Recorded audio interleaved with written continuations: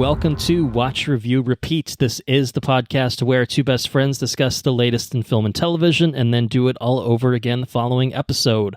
My name is Colton Brown. Joining me, it's Andrew Meadows. Hey! How are you on this Sunday evening? I'm doing well. I'm doing quite well. Doing pretty good. All right, Day good off. to hear that.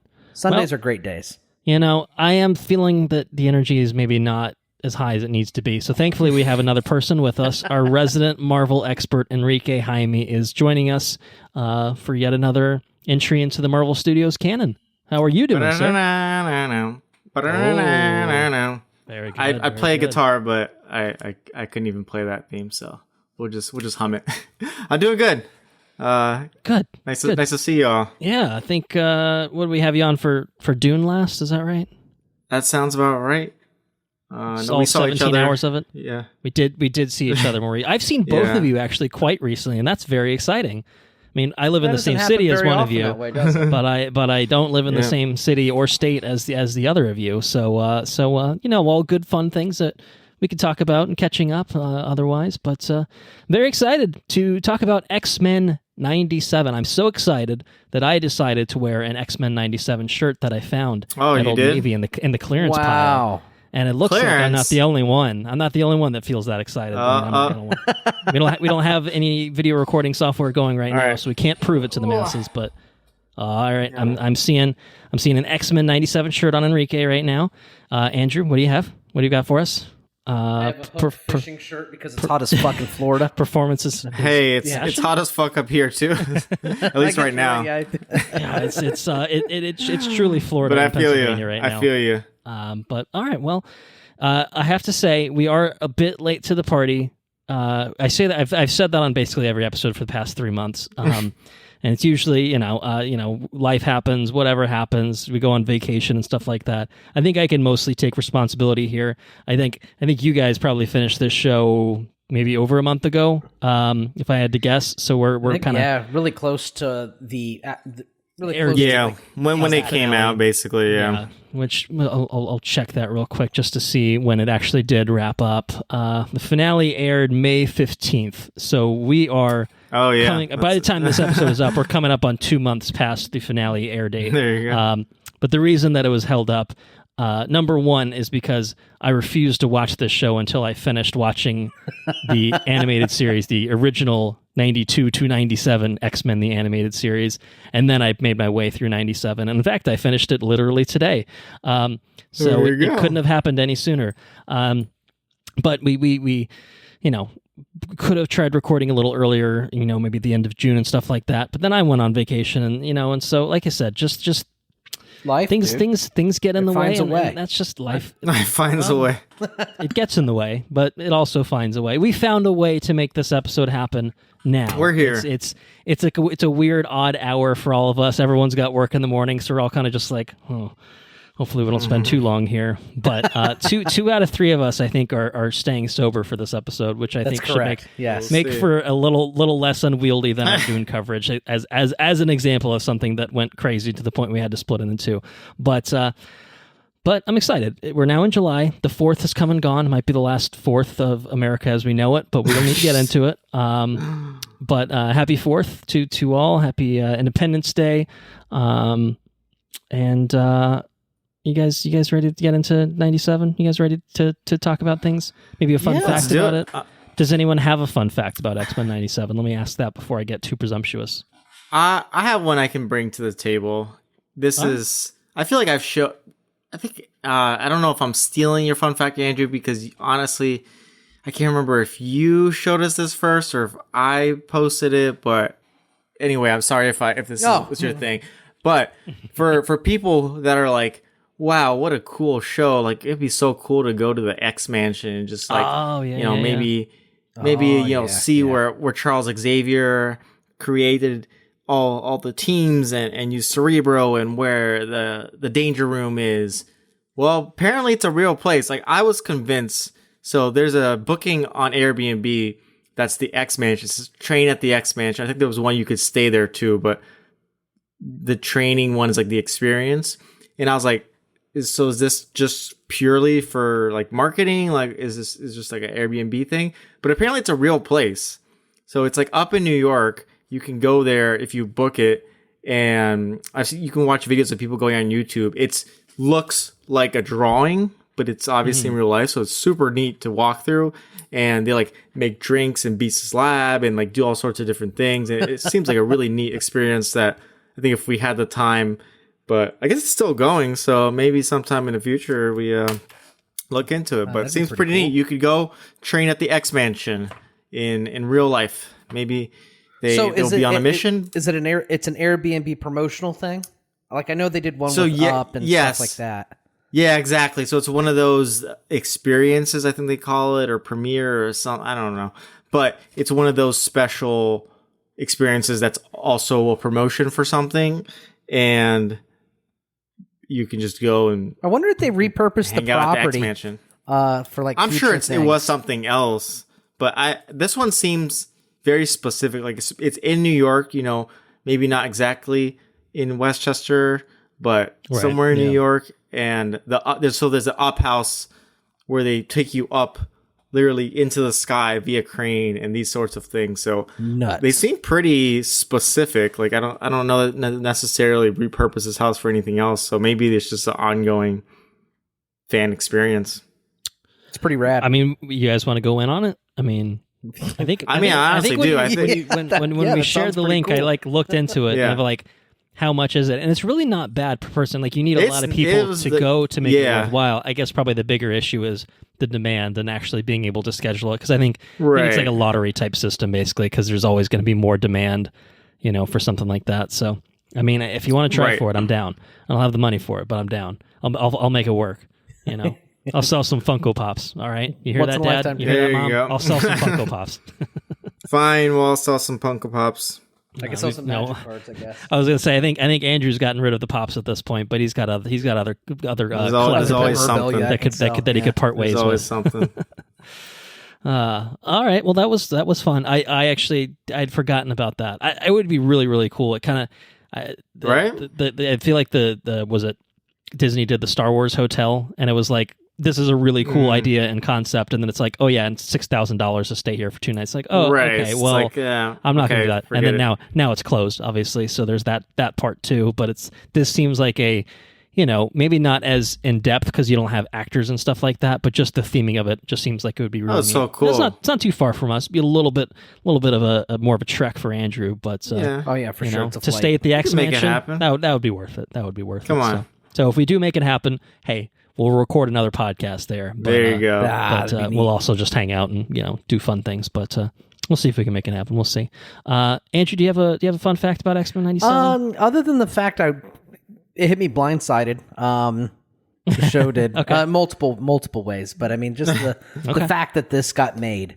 And like what the hell? It's kind of fun fact. I mean that's all I got for fun facts. Why did they wait since 1997 to release this? Why didn't they just release this? Yeah, I don't know. Yeah, because they were sitting on the episodes for decades. It's really quite bizarre. It's like, I don't know. That's all I got, though. What do you got? Just a bunch of dummies at Marvel Studios. Facts. I have but one fun fact, which is I guess related to this whole idea of this is a crazy continuation of a classic cartoon, something that maybe has some resonance for us in our childhoods, and we can get into that a little bit later, but continuation of X-Men, the animated series from 1992 to 1997, and I think one of the coolest things about this is that it brings back so many of the voice actors from the original.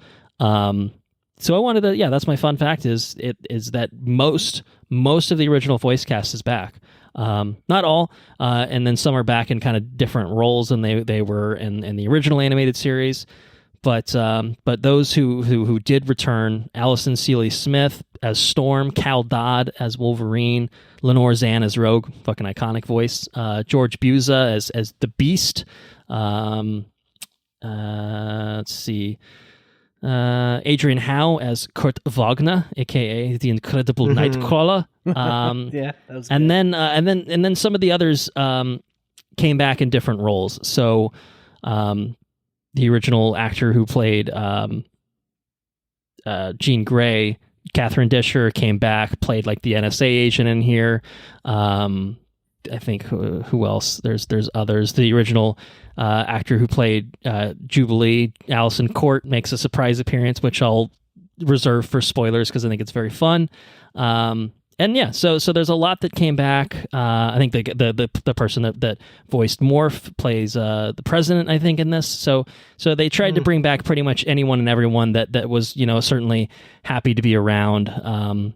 So they tried to really make it as much of a continuation as possible, which is really, really cool. And I appreciate that. Not only, I mean, it gets to kind of, I guess, make a through line of Andrew's fun fact of like, holy shit, they fucking made this continuation, and it's crazy that they even did that in the first place. But I think to do it in this particular manner, and the animation and stuff is updated and everything, but I think to bring back some of those voices was a really, really neat touch that they didn't have to do.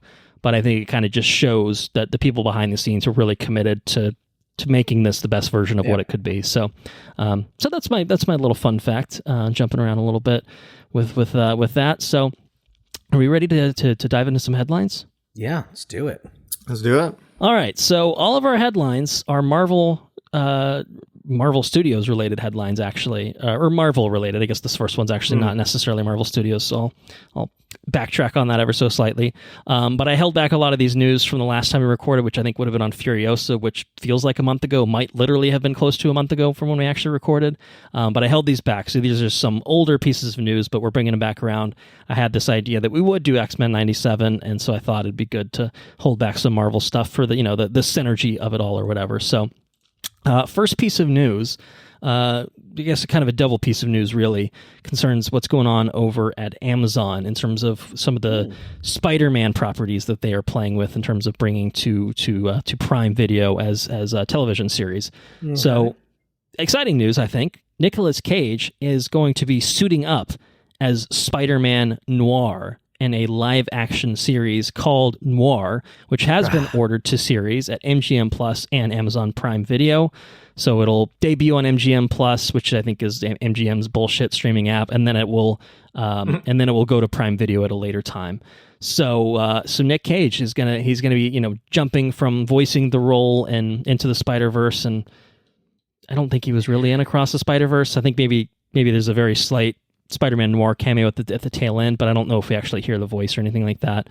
But he's going to be taking on the mantle as Spider-Man. It will tell the story of an aging and down on his luck private investigator in 1930s New York who is forced to grapple with his past life as the city's one and only superhero. So what do you guys think? What do you guys think about Nicolas Cage starring in a live-action noir series? What do we think about Cage's Cage-assance? You know what I mean? Doesn't it seem like a resurgence of Cage things? Cage has been pretty active a sustained, I think totally. I think extraordinary weight, unbearable weight. I feel like he was in something else here recently. Massively talented, something very soon. Unbearable weight of massive talent. He's been in a lot of stuff. Yes. I think he's done a lot of indie stuff lately, and I think that he's really kind of found Mandy a few years ago, Pig. He's going to be in that fucked up looking, that Zodiac looking movie. Oh yeah, Longlegs. Yeah, he's playing the that's what it was. That's what I was thinking of. Yeah. Yeah. No, I think he's kind of found a career revitalization of doing more indie stuff instead of just doing shit ass movies. He had a decade straight of just paycheck movies. And so I think that maybe he's gotten out of crippling debts that he was saddled with, and now he can actually just take roles that he can relish, and they're maybe better movies for it. So. Yeah. So, anyways, it sounds like a very sounds like a good thrust for a show. You know what I'm saying? Sounds like a good angle to kind of work this character in. I'm excited about seeing Nick Cage play Spider-Man. What the fuck's up with that? That's nuts. Yeah. I mean, he did, but yeah, I'll take more of that. Spider-Man War was one of the cool parts. You kind of miss his presence in the latest movie, so it's nice to see that he'll be back for the third installment, but also get his own whole little series. You could honestly probably do this for most of at least the main core Spider people from the first movie, and come up with something pretty interesting. Like what's Penny doing with her little spiders? You can be like an anime show. Yeah, that would be good. You could do it. Yeah. No, I mean, that's kind of the beauty of the Spider Society and all these other characters is you've got so many Spider-Verse, I guess, so many different cool iterations of Spider-Man to pull from, and like that's why that beginning of Across the Spider-Verse, just seeing that like 5-10 minute segment of Gwen was just, I don't know, so awesome, and why I've been a fan of the Spider-Gwen comics in general is just because they really feel like it's just a unique slice of Spider-Man, and Spider-Man is just a relatable and lovable character. So, you know, this is going to be a very different, maybe a little gruffer, and you know, and I mean, noir obviously take on Spider-Man, but that sounds awesome. And Nick Cage, I think it feels like a good fit. I mean, we know that he can voice the character, but I think him jumping to live action feels like a natural kind of evolution of being able to play the character. So I'm looking forward to seeing what's going on. Something that's interesting that notes in the article is this is like the first regular TV role of Nick Cage's career, which is, I think about it and you're like, actually, yeah, like think of a TV show you've seen Nick Cage in, and you might struggle. So that's kind of interesting. But cool. Yeah. Now the flip side, on the other part of this double piece of news is what's not happening at Amazon anymore, and that is Silk Spider Society, which was a live action series to be centered around the character of Silk, who herself is also not necessarily a variant of Spider-Man, but a Spider-Man adjacent related character, similar power set, stuff like that. Sweet costume as well. And that show is no longer happening. It had gone through, I think, a few different iterations where they had brought in new writers, new showrunners, and stuff like that. I don't know. There was some bullshit that came out, I think, a little while ago. It's like, we want to make this more male skewing. We want to make, we want to make this show for the boys, and so there's already a show called The Boys, right? Which I don't know. I think it's pretty much clear that at a certain point, someone, maybe the execs, looked at this and like, we don't know what the fuck we're doing. Stop. We're not. No, we're not gonna. We're not. Even though this is a Spider-Man kind of character, we're not gonna Sony it and just force it out for the sake of forcing it out. We are not Madam Webbing this, gentlemen. We're not doing it. So Silk Spider Society is no longer happening. I can't say that I'm too bummed about it. I mean, I think that a Silk series could work, could be cool. But I think, to me, in the way that a noir series feels like a proper standalone thing, that I'm like, yeah, you could have this whole noir 30s Spider-Man thing and it be this own standalone thing. I think if you're doing Silk as a standalone thing, you lose kind of the fun of a Silk character of interacting with Spider-Man and Spider-Woman and any others that Spider-Gwen. Like to me, if you're going to do Silk in a Spider-Man movie at some point. I mean, technically, I think we literally have a character who is Cindy in the 3 MCU Spider-Man movies. So there's a way to get there. But anyway, those are my thoughts. Any other thoughts on you guys? Silk Spider Society, R.I.P. Big loss, no big loss. How do you guys feel? I stand in the camp. If you don't know how to make it, just don't make it. Right, don't force it. Right. That's fair. I think that's a reasonable stance to take. Sure. Yeah, I mean, don't make something just to do it, because I really like Silk as a character in the comics, and I think could be a really great addition. But if you're gonna mess us up, then I'll be more mad than if you just never release it or never make it in the first place. So, which leaves the opportunity for another creator who is maybe more passionate, understands the character better, and can really make a realized vision, and not this like Silk show for boys. Like, I don't know what that is, and I don't think I want that. Don't care to see that. It doesn't sound like, but I agree. I think Cindy Moon's super cool. I think her kind of intro, like when you look back, is certainly written through a male lens of, she was bit by the same spider, so like her and Peter just like have a thing, and they like really just got to get it on. And it's like, that's fun for like a little bit, but I think there's a little bit more to it, and I think her character becomes a lot more interesting than that. So bummer, but do it right. So I'll keep waiting. Bring Silk in something that it makes sense to bring Silk into. Like, I think there's still room for this character to be explored in a live action space, but I think maybe this was clearly not the way. At least not the way that they wanted to settle on. So yeah, it is what it is. I'm not gonna mourn the loss of a series that very well may not have been that good. So I don't know. We'll see. But we're gonna move on to some other headlines if everyone's ready for it. With some news on release dates for our upcoming slate of Marvel Studios shows coming to Disney Plus. So we have but one show remaining on the Marvel Studios Disney Plus front for the remainder of 2024, and that is Agatha, All Along, which many reveal is that's the final title after the title had been changed 17 times. Yes, indeed, it was Agatha All Along. So September 18th, we will be getting the debut of Agatha, which I think, if I'm not mistaken, I think is closer to the WandaVision model of shorter episodes, but maybe like 8 to 10 episodes for the season. I'd have to fact check that. It was a good show. Off in the weeds, and I don't want to detract, but it was a good enough show that Agatha All Along exists because of it. Because I definitely do not think that an Agatha series was in the cards until WandaVision became the success that it did. Right? Yeah, exactly. So, looks like 9 episodes. Yeah, 9 episodes, and again, I would expect it to be probably half-hour-ish episodes. So, September 18th, Agatha All Along. Daredevil Born Again. March 2025, we are getting the first season of Daredevil Born Again. And then last but maybe not least, Ironheart finally is coming in 2025 as well, although we do not have an exact month or release window for Ironheart. But they filmed that show like 2 or 3 years ago, so it's just been like sitting on a shelf.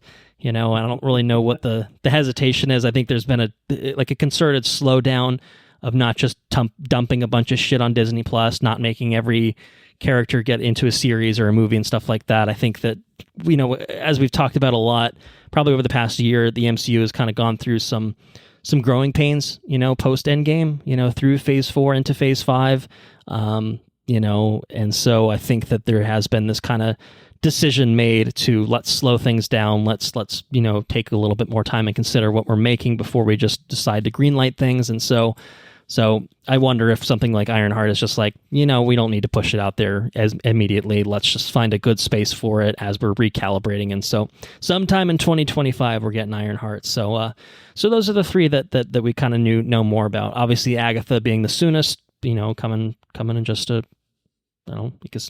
couple months, I guess, at this point. But yeah, what do you guys think? Agatha All Along, Daredevil Born Again, Ironheart seem like some good series to look forward to on Disney Plus. Yeah. Okay. I think I would rank it as Daredevil is like easily by far number 1 most anticipated for me. Yeah. Mm-hmm. And then it's 2 characters that we've seen before.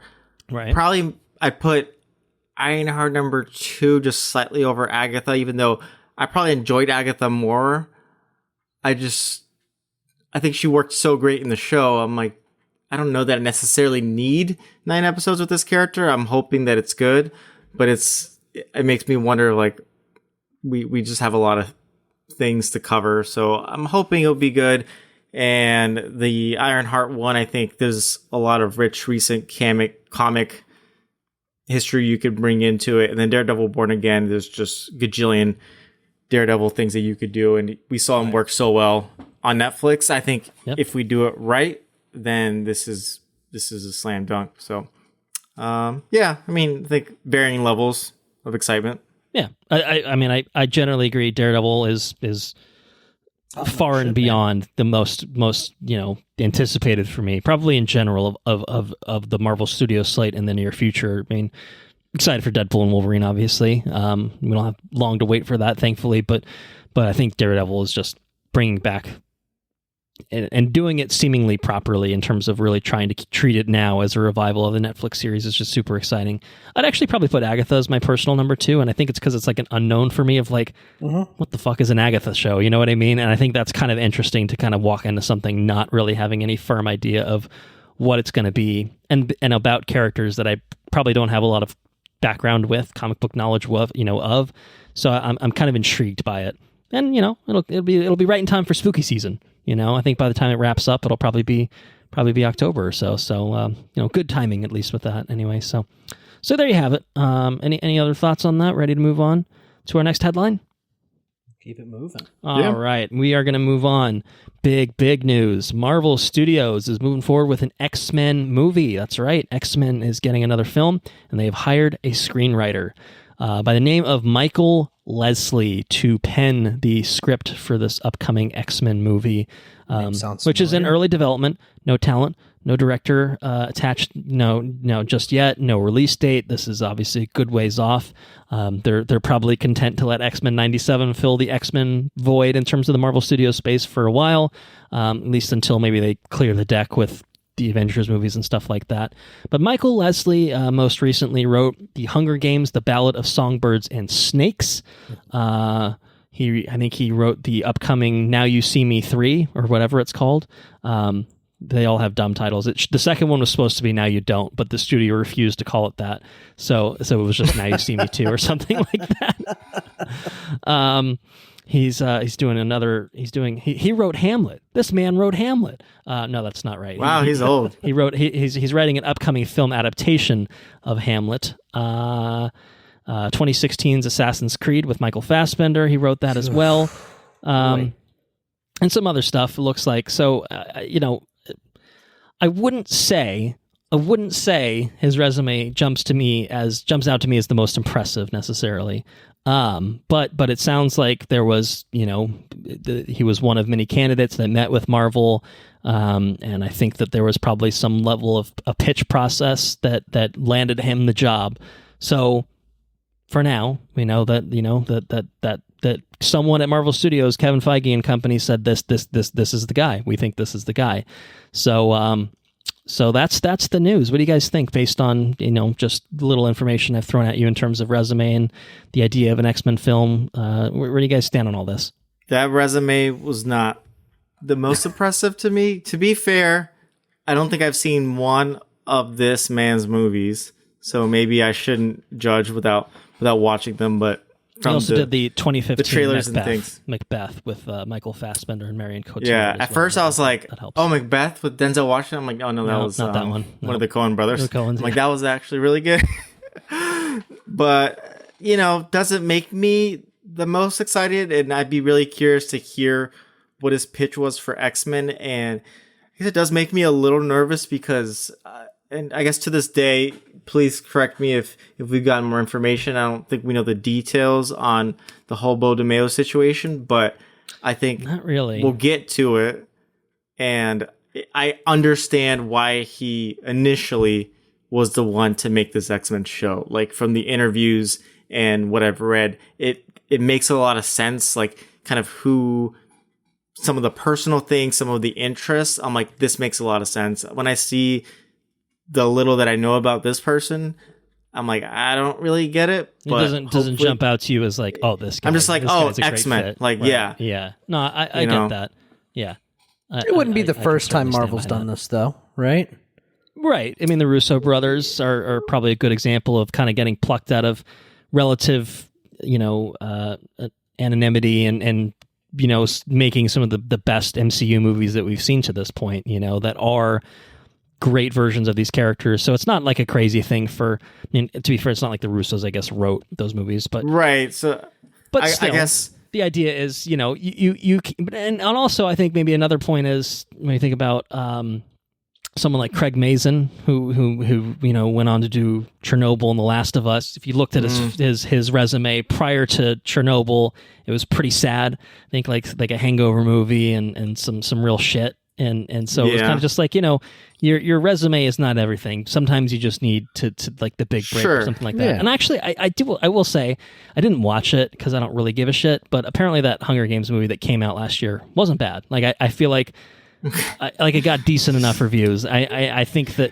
again, not really my thing, but for what it was, an unnecessary prequel, which is most of them, it seemed like it was actually fine. Good enough for what it was, I guess, which again, that's not high praise. I'm not kind of man necessarily, but like it's not like it wasn't bad. It's not like the writer of it's the fucking guys they always hire for the Sony Marvel movies. Like it's the same Fox It's not, that wrote like Venom 1, 2, Morbius, and it's like stop letting these guys write shit. So it's not that bad. It's not that dire at least. Okay, I mean if that's the new bar now from the MCU, then I'm concerned because I thought. Well, we used to have something. If the bar for a while there apparently was just Did you work on Rick and Morty? You're writing a movie now because that's true. Maybe they moved away from that. They realized that approach for phase 4 and 5 wasn't panning out. I mean, that's the thing. I think some of the biggest issues we've had with 4 and 5 were the screenwriting. So this person really better be bringing something good, because if this doesn't have a good screenplay, I don't care who you get to direct. This might not. It starts on the page. Good story. This is a superhero story. It's pure rumor. Just one of those things because everyone's a scooper on the internet these days. The rumor was that his pitch was to have the team be the same characters as the X-Men '97 roster, which, if true, I think is not a bad idea. You know, that's a decent starting point. Like, if nothing else, I could have done that part. You're right, but like, it's like, hey, if you are gonna like be like figuring out how am I writing an X-Men movie? Like, what am I doing for this? Looking at the people that worked on X-Men '97 and looking what they did and maybe copying some ideas down, maybe that's not the worst idea, right? You know, so definitely not the worst, right? Right. I don't think making X-Men '97 into a movie in its exact form would necessarily work. I think you have to do a little bit more, but not a bad starting point, maybe. We'll talk about it. So sure. So either way, I X-Men did see is happening. the Macbeth 2015. Michael. Okay, how was that? It was pretty good. I remember it being pretty good. I liked it. All right. I mean, you know, it's a little. I think. I mean, it's kind of an adaptation, right? You know, so it's kind of just like, well, he can't take full credit for writing it exactly, but maybe taking something that is, you know, Shakespearean and making it something that's generally good, and approachable, and trying to, you know. I guess you could also ruin it, but. You could definitely ruin it. Sure. I will talk in catching up about a version of a Shakespeare thing that I thought was quite bad, but we'll get there later. So there you have it. X-Men movie is happening at Marvel Studios. The wheels are turning. I'm sure it's many, many years away now, but it's happening. It is happening. Next headline that we have concerns Paul Bettany. He's returning as Vision for a Disney Plus series that has been dated for 2026. Okay. And if it sounds like I've given you this news about 2 years ago, you would not be incorrect. This is not the first time a Vision series has been announced. But it is more or less official, coming from Variety, which is pretty reputable.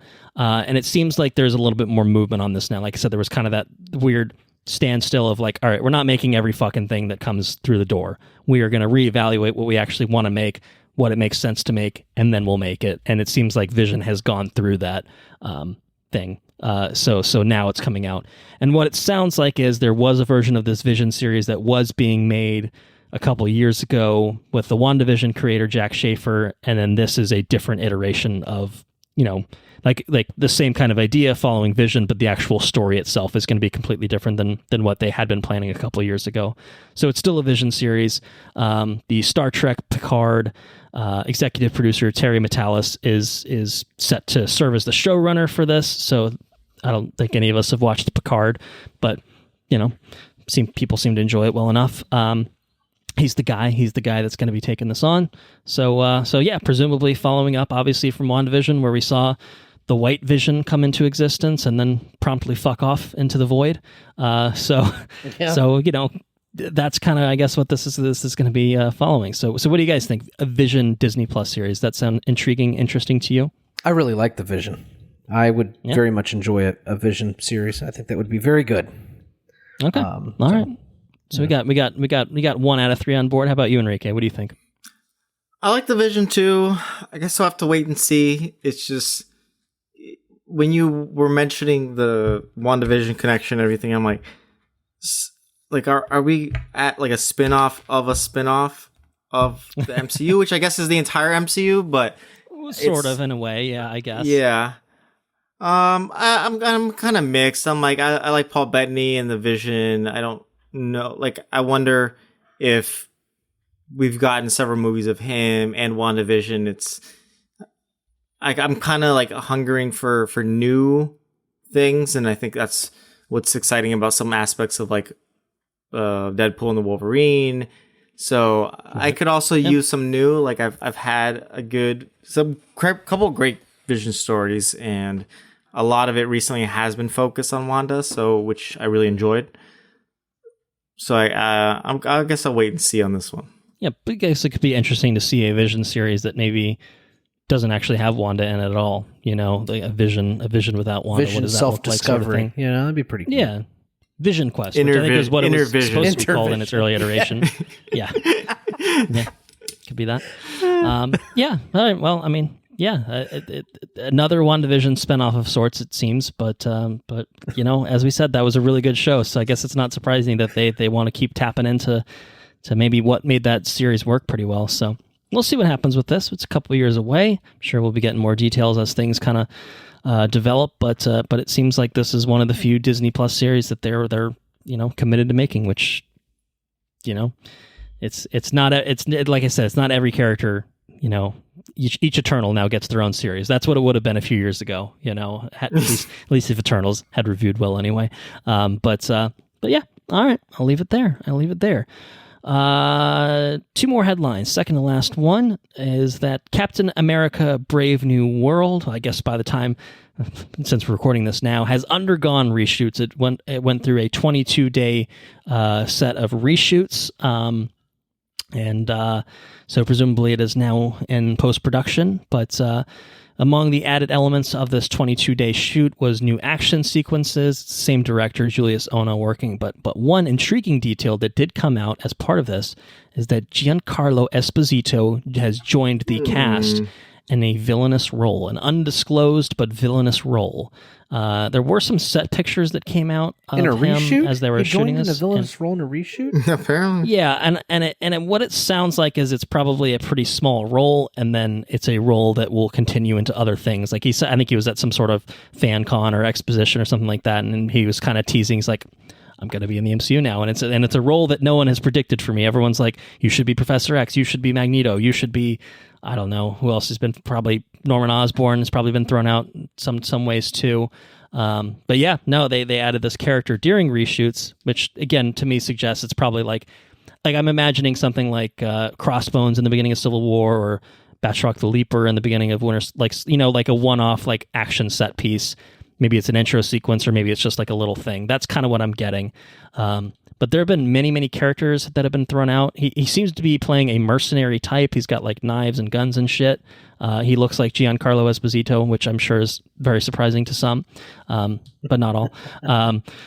So we don't know exactly who he's going to be playing. The rumors that I've seen are a mercenary named Paladin. Apparently, there's a Marvel character named George Washington Bridge, which is the latest rumor. What? Literally the GW Bridge, I think, is and he's like a badass, like sort of Shield agent, kind of Shield adjacent or something like that. I don't know. I'd never heard of the character until I was like, well, he's got a Wikipedia page, so this character has in fact appeared in comics, or someone's really pulling my leg. You know, like they're really committing to the bit by making a fake Wikipedia page for a character named George Washington Bridge. So we'll see. We will see what happens. But Captain America: Brave New World is currently set to release February 14th of 2025. A little Valentine's Day action. You know, you get a Madam Web this year, you get a Captain America: Brave New World next year. You know, it's a great date for great movies to release on. So yeah, how are we feeling about Brave New World? Is this you know, anyone, you guys excited? Sam Wilson taking on the, you know, mantle as Cap. You know, what do you guys think? 22-day reshoot and then somebody getting added in also. I don't know. It's kind of jarring. Seems like a lot going on after the fact, you know, which is always. Well, it's probably suggests that they weren't exceptionally happy with what the movie was to that point. You know, that it needs some reconfiguring at least. Yeah, so I guess we'll see what we get. It just seems concerning, you know. Not to say good things people can't improve. Yeah, things. I mean, I'm glad it's happening. Sure. And like Marvel does reshoots, so it's not. I don't think reshoot is not a sign of panic. I don't think this length of reshoots is that much longer than super. You know, it's probably longer than standard, but not absurdly longer, if that makes sense. But you know, like as an example, in Multiverse of Madness had a 6-week reshoot. Marvel's had extensive reshoots, so it seems like actually relative to some of the other. And those are maybe not the best examples because, you know, those are not amazing movies in themselves either, right? But they weren't bad either. Yeah, so sure. so no, you know, I mean, it happens. So yeah, I mean, it's pretty standard, right? The adding the character thing. I mean, again, my guess is it's probably a limited action set piece that they wanted to have one little extra villain as like an intro sequence or something. Is my guess. I don't know that for a fact, obviously. He kind of seems like he would be a big get though for the MCU. Right. And yeah, gotta be. It does seem like a big get, and it seems like if he's just playing kind of GW Bridge, it's kind of just like, okay. Is it code for something else? Yeah. Right. Like, it does seem like, I know, if he's not going to be Professor X or whatever, fine, but I don't know. Like, that's what you came up with for Giancarlo. It seems like a waste of talent. But maybe we're wrong. Maybe we're all wrong. Maybe he's a, I don't know. GW Bridge is the new Thanos. When was it announced that they were doing the reshoots and then adding them in? This came out the tail end of May, so I think that. When did we get the report about Kang? Was that around the same time? Like not Jonathan Majors being pretty much out of being Kang.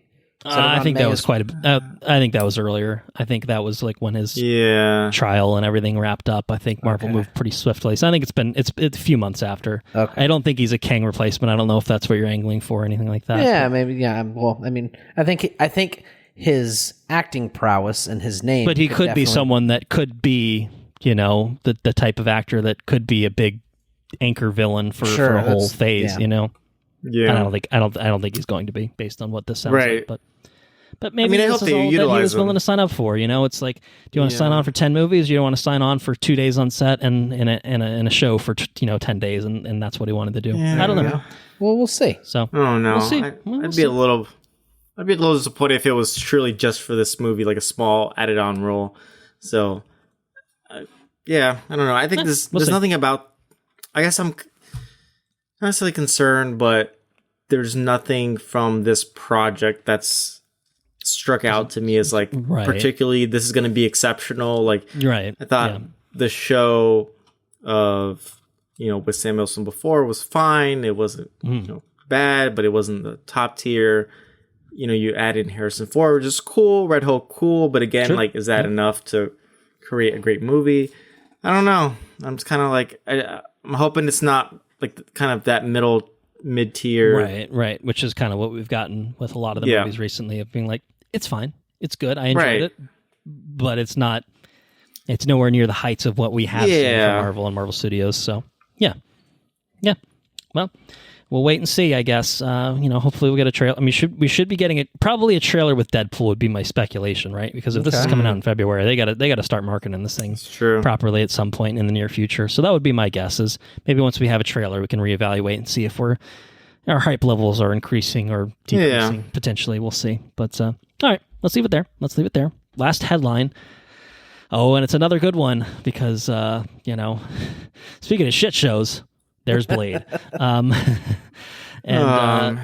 Blade has lost another director. Its second director has departed the project. Yann Demange, who boarded, well, I don't fucking know, probably 2 years ago, has now left the project. What the fuck's the deal?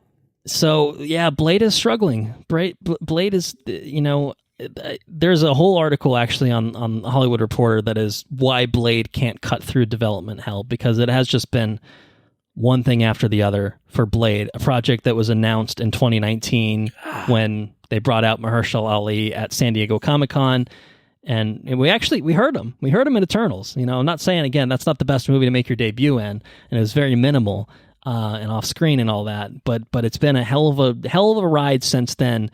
To the point of this movie has literally not entered production at any point. It's come close a couple times. It's been fucked up by, I think, COVID a little bit, fucked up by the writers and actors strikes. And it's just, again, it really has just been one thing after the other. So I'm just going to kind of track this thing. It's almost like laid out as like a timeline. And recently, like I think Mahershala Ali's lawyer was like, yeah, we signed the contract like 5 years ago and they haven't shot it. And this is the quote. It's pretty much the craziest thing in my professional experience. And it's just like, if your attorney is just saying this to the world, it's like, gee, like things are kind of bad. But things that I think they are, I think the biggest issue from what I understand is that Mahershala Ali has a lot of creative control over this and has very specific ideas and basically it has to meet his standards or it goes back into development. And so they've shifted the script a lot. There've been a bunch of writers that have come on and then left. They've shifted the time period around where this was going to be in the 20s at one point, and now it's maybe present day. There's an iteration where they apparently built a massive train set, and now they've we're not doing that. So, deconstructed the train set. Oh my gosh. Yeah. So it's just been a mess. So February 2021, they hired a writer from the Watchmen HBO series to write a script. Fall 2022, Bo DeMeo, creator of X-Men 97, also wrote a script for it, which was described as a period piece. April of 2023, Nick Pizzolatto, True Detective creator, came on board to write. Had previously worked with Mahershala Ali on season 3 of True Detective. Fall of 2023, they brought in a new writer, Michael Starbury, to write a new script. Fall of 2023, literally the same season, they also brought in Michael Green, who worked on Logan and Blade Runner 2049. And then now, summer of 2024, they've brought in Eric Pearson, who is a Marvel Studios mainstay, who's worked on Thor Ragnarok, Black Widow, and the upcoming The Fantastic Four to help with a version of the script as well. So it's a shit show. No new director yet as well. Maybe they want to figure out, let's fucking solidify a goddamn script, then we'll bring in a director. Maybe that's the way to do it. Or Mahershala will just direct it himself at this point. Who's right. To say? But anyway, yeah, it's a hot fucking mess over there. That's nice. Oh, God. I think Wesley Snipes was chirping a little bit on Twitter. I think a little while ago as well, just being like, "Lordy, lordy, lordy," So I don't know. I mean, this is what's going on. I don't know what you guys want to add, but obviously I'll leave it to you if you guys have some thoughts on Blade, maybe how you would do things, or what should be done. I don't know. Cancel it. I don't know. Do we need Blade still? Do we want Blade still? Where are we at with this? I can't wait till we have a documentary in 30 years where it's like Mahershala Ali's Blade, and it's just about the movie that never got made, like Darren, or the Dune. Oh, okay. Oh, yeah. And the Superman list. Yeah, I mean, that'll be added to that list. Right. But do you remember when they brought out Mahershala Ali during Hall H? It was like, we got Blade. It was like this epic moment, and then then 5 years later, we're all just like, where is he? I haven't seen him. I don't think I've literally. At this point, can we just start cameoing? This man's 50 plus years old. How old is Blade? Just put him in like Captain America or something. We'll figure it out later. Yeah, I don't know, man. It's really disappointing though. He's such a cool character, And then it's like a corner of the universe that we really haven't.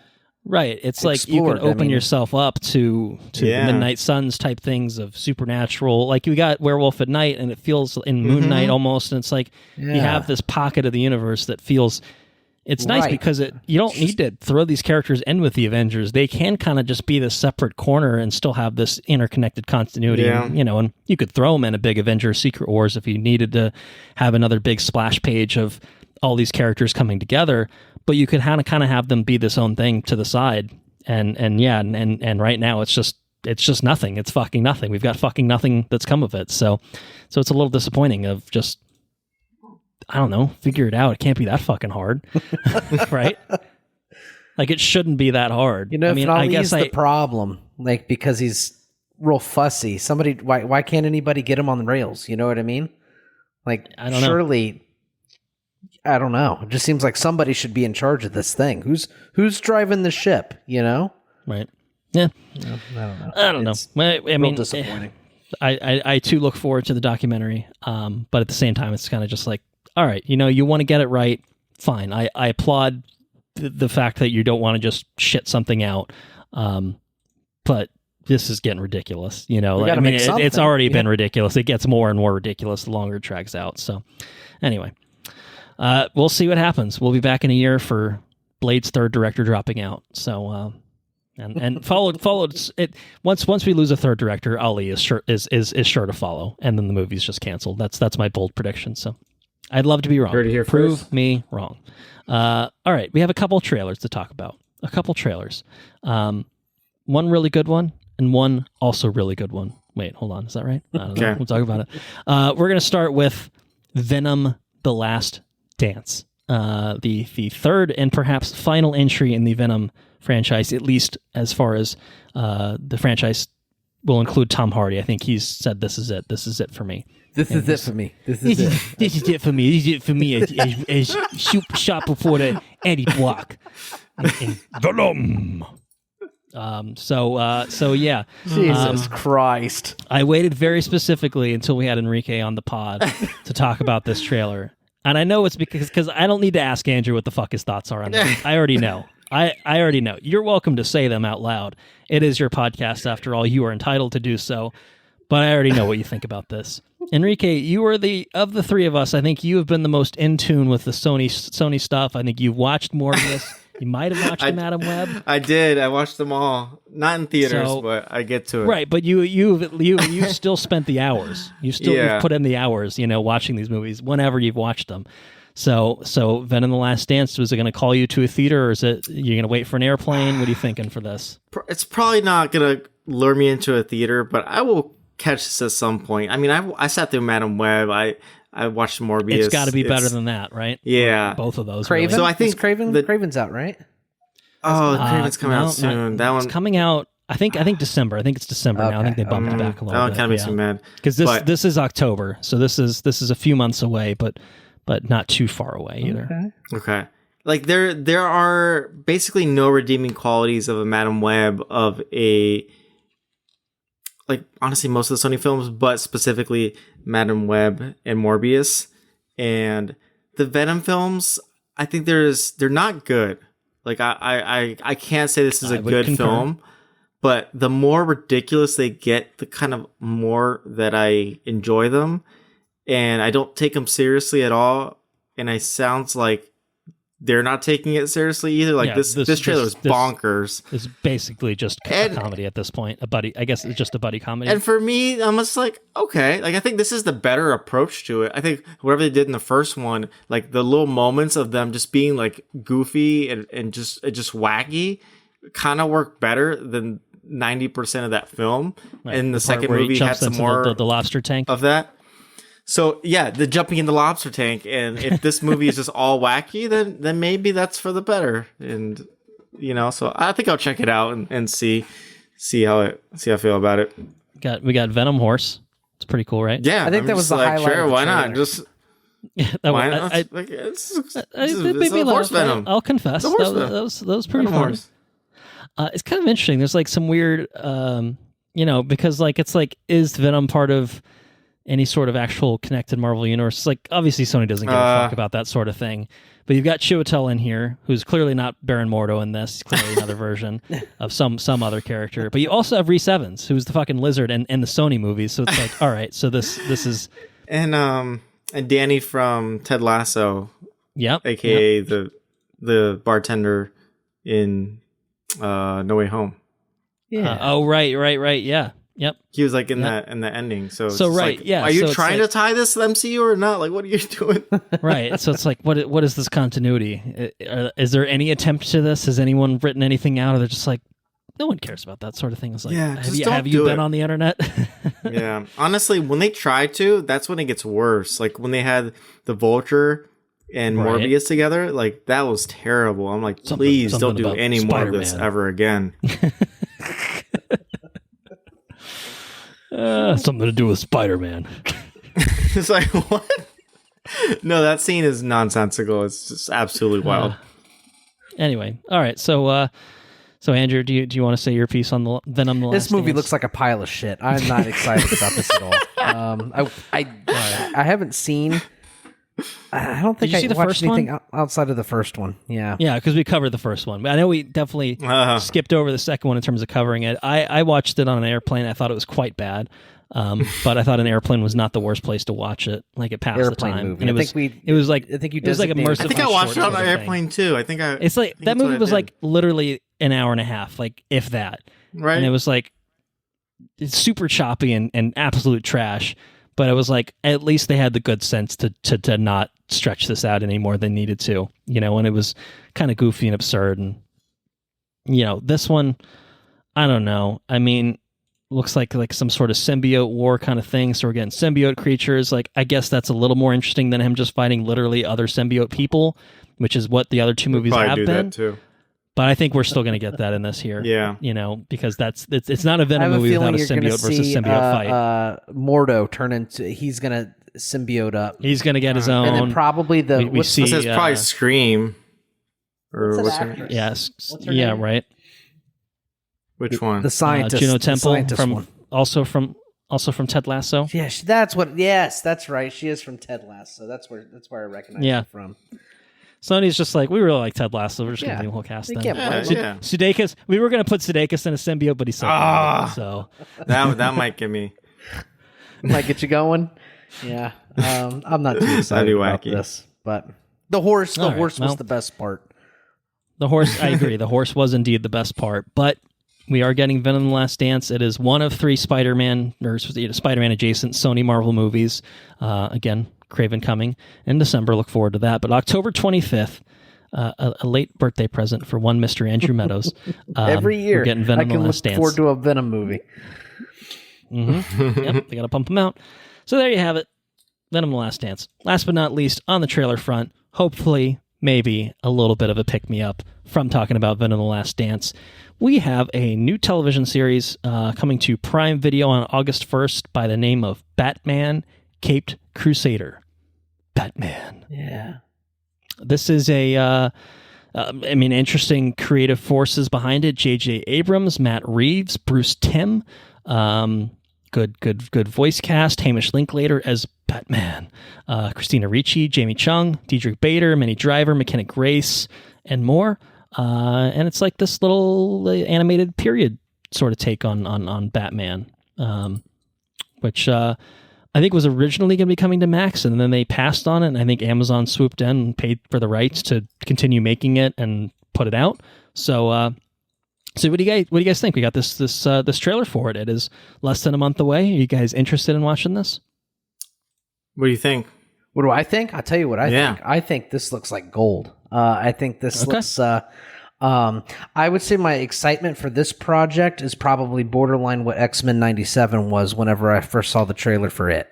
Yeah, fair enough. And that's honestly, there's a lot of trailers that I could have pulled. There's only 2 trailers on this episode. It's a little, more unbalanced than we usually do things. But I was just like, this feels like a decent enough analog. Like X-Men 97 is like this fun, revival of this show. Batman Caped Crusader feels like a, sort of bringing back Batman the Animated Series vibes, but doing it in a different sort of form. It's not tethered to that, but it's clearly doing a similar thing. So that's why I included it here. So good call. It very much kind of feels like Detective Batman, which is pretty awesome. His seems like a more grounded Batman, right? He's in the Batcave and he's got like the clear thing where he's plotting out on the city, where these explosions are and stuff. I don't know, just seems and it seems like Batman versus like the city of Gotham versus the villains of Gotham, right? It seems like everybody's kind of out to get Batman. I don't know. It feels right. It feels good. So very excited about it. Yeah. I think it's supposed to be the 1940s is what I'm seeing for the period of when That's this cool. is, which is pretty cool. So yeah, Henrique, what do you think? Batman Caped Crusader. I thought this was a pretty great trailer. I mean, I like the art design a lot. I think it's similar kind of to the Batman animated series, but with like a slight change to it, and it seems like it could be for a really fun show, like dynamics and everything like that. Good Batman stories. I still am not used to not hearing Kevin Conroy as Batman. R.I.P. Yeah, but big shoes to fill. Yeah, but I think it'll be still maybe, have a good Batman voice. Maybe Hamish is up to the task. Yeah. Sounded good in the little snippets I think we heard here. No, got a good noir sort of. He doesn't sound like Eddie Brock. It's fine. I'm Batman. I'm Batman. I'm Batman. You should have just Christian Bale do the Batman voice the entire time, and then you have to have subtitles. Yeah, no, he's got a good. It's a good cadence. To it feels like a 40s noir-y sort of Batman. Different from like a Pattinson too, obviously as well, but just seems to have the right fit for like the tone of what the show is going for. So Yeah, I think this is kind of I wouldn't say out of nowhere, because we've sort of known in the back burner like that this has been happening, but I think seeing this kind of full reveal here has made me a lot more excited for it. I think the concept sounded interesting when it was announced many moons ago, again when it was supposed to be a Max thing. So I don't know. It's one of those things I'm like, if you're WB, why are you not putting this out on your own fucking streaming services? That seems bizarre to me, but it is WB, so that's not surprising either. It's pretty cool that it's like right around the corner. It's like next month, right? That's yeah. I like kind of these things. I mean, this trailer came out a couple weeks ago, so it wasn't quite. It was a little over a month away when they put the trailer out, but it's a quick turnaround. Just being like, hey, here's this trailer. This is out in a month and a half. Like, cool. I don't have to wait long, and it looks cool. So, in less than a month from now, we'll be able to fire it up on Amazon Prime. So, yeah. Nice. All right. Well, that's Batman Caped Crusader. But we must now turn our attention to a very different, but maybe, hopefully, equally good animated series in X-Men 97. I guess I should say that hopefully Batman Caped Crusader will be equally good. Not to spoil my thoughts on X-Men 97, but think that's probably not a shocking development.